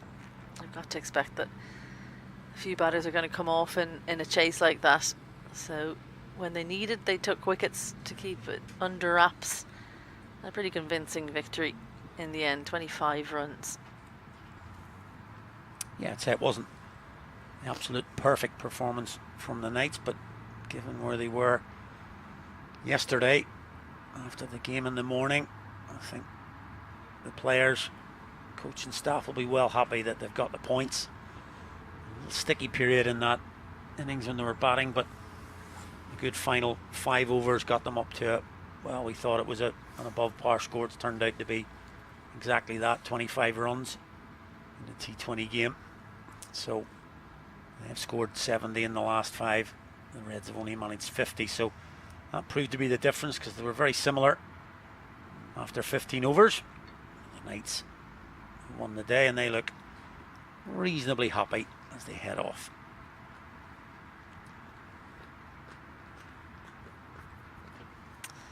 And not a million miles away. That's what Munster Reds will have to think.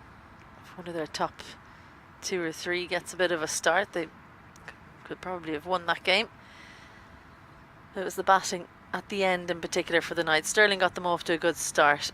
The other top batters didn't come off, but Carmichael, as he always does, worked hard, 34 from 31, and Callets at the end, along with Pretorius adding 70 at the end in the final 5 overs, elevating that score to a formidable 177 in their 20 overs. There's the partnerships.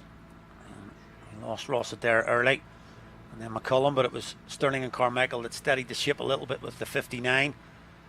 But as you say, it was the partnership at the end that really gave the impetus to the innings. Callets and Pretorius with 75, with Pretorius the main scorer with 43 of those.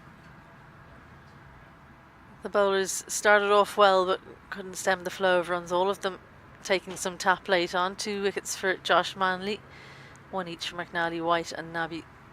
But it was McCarthy who was the most expensive, his economy rate above 13.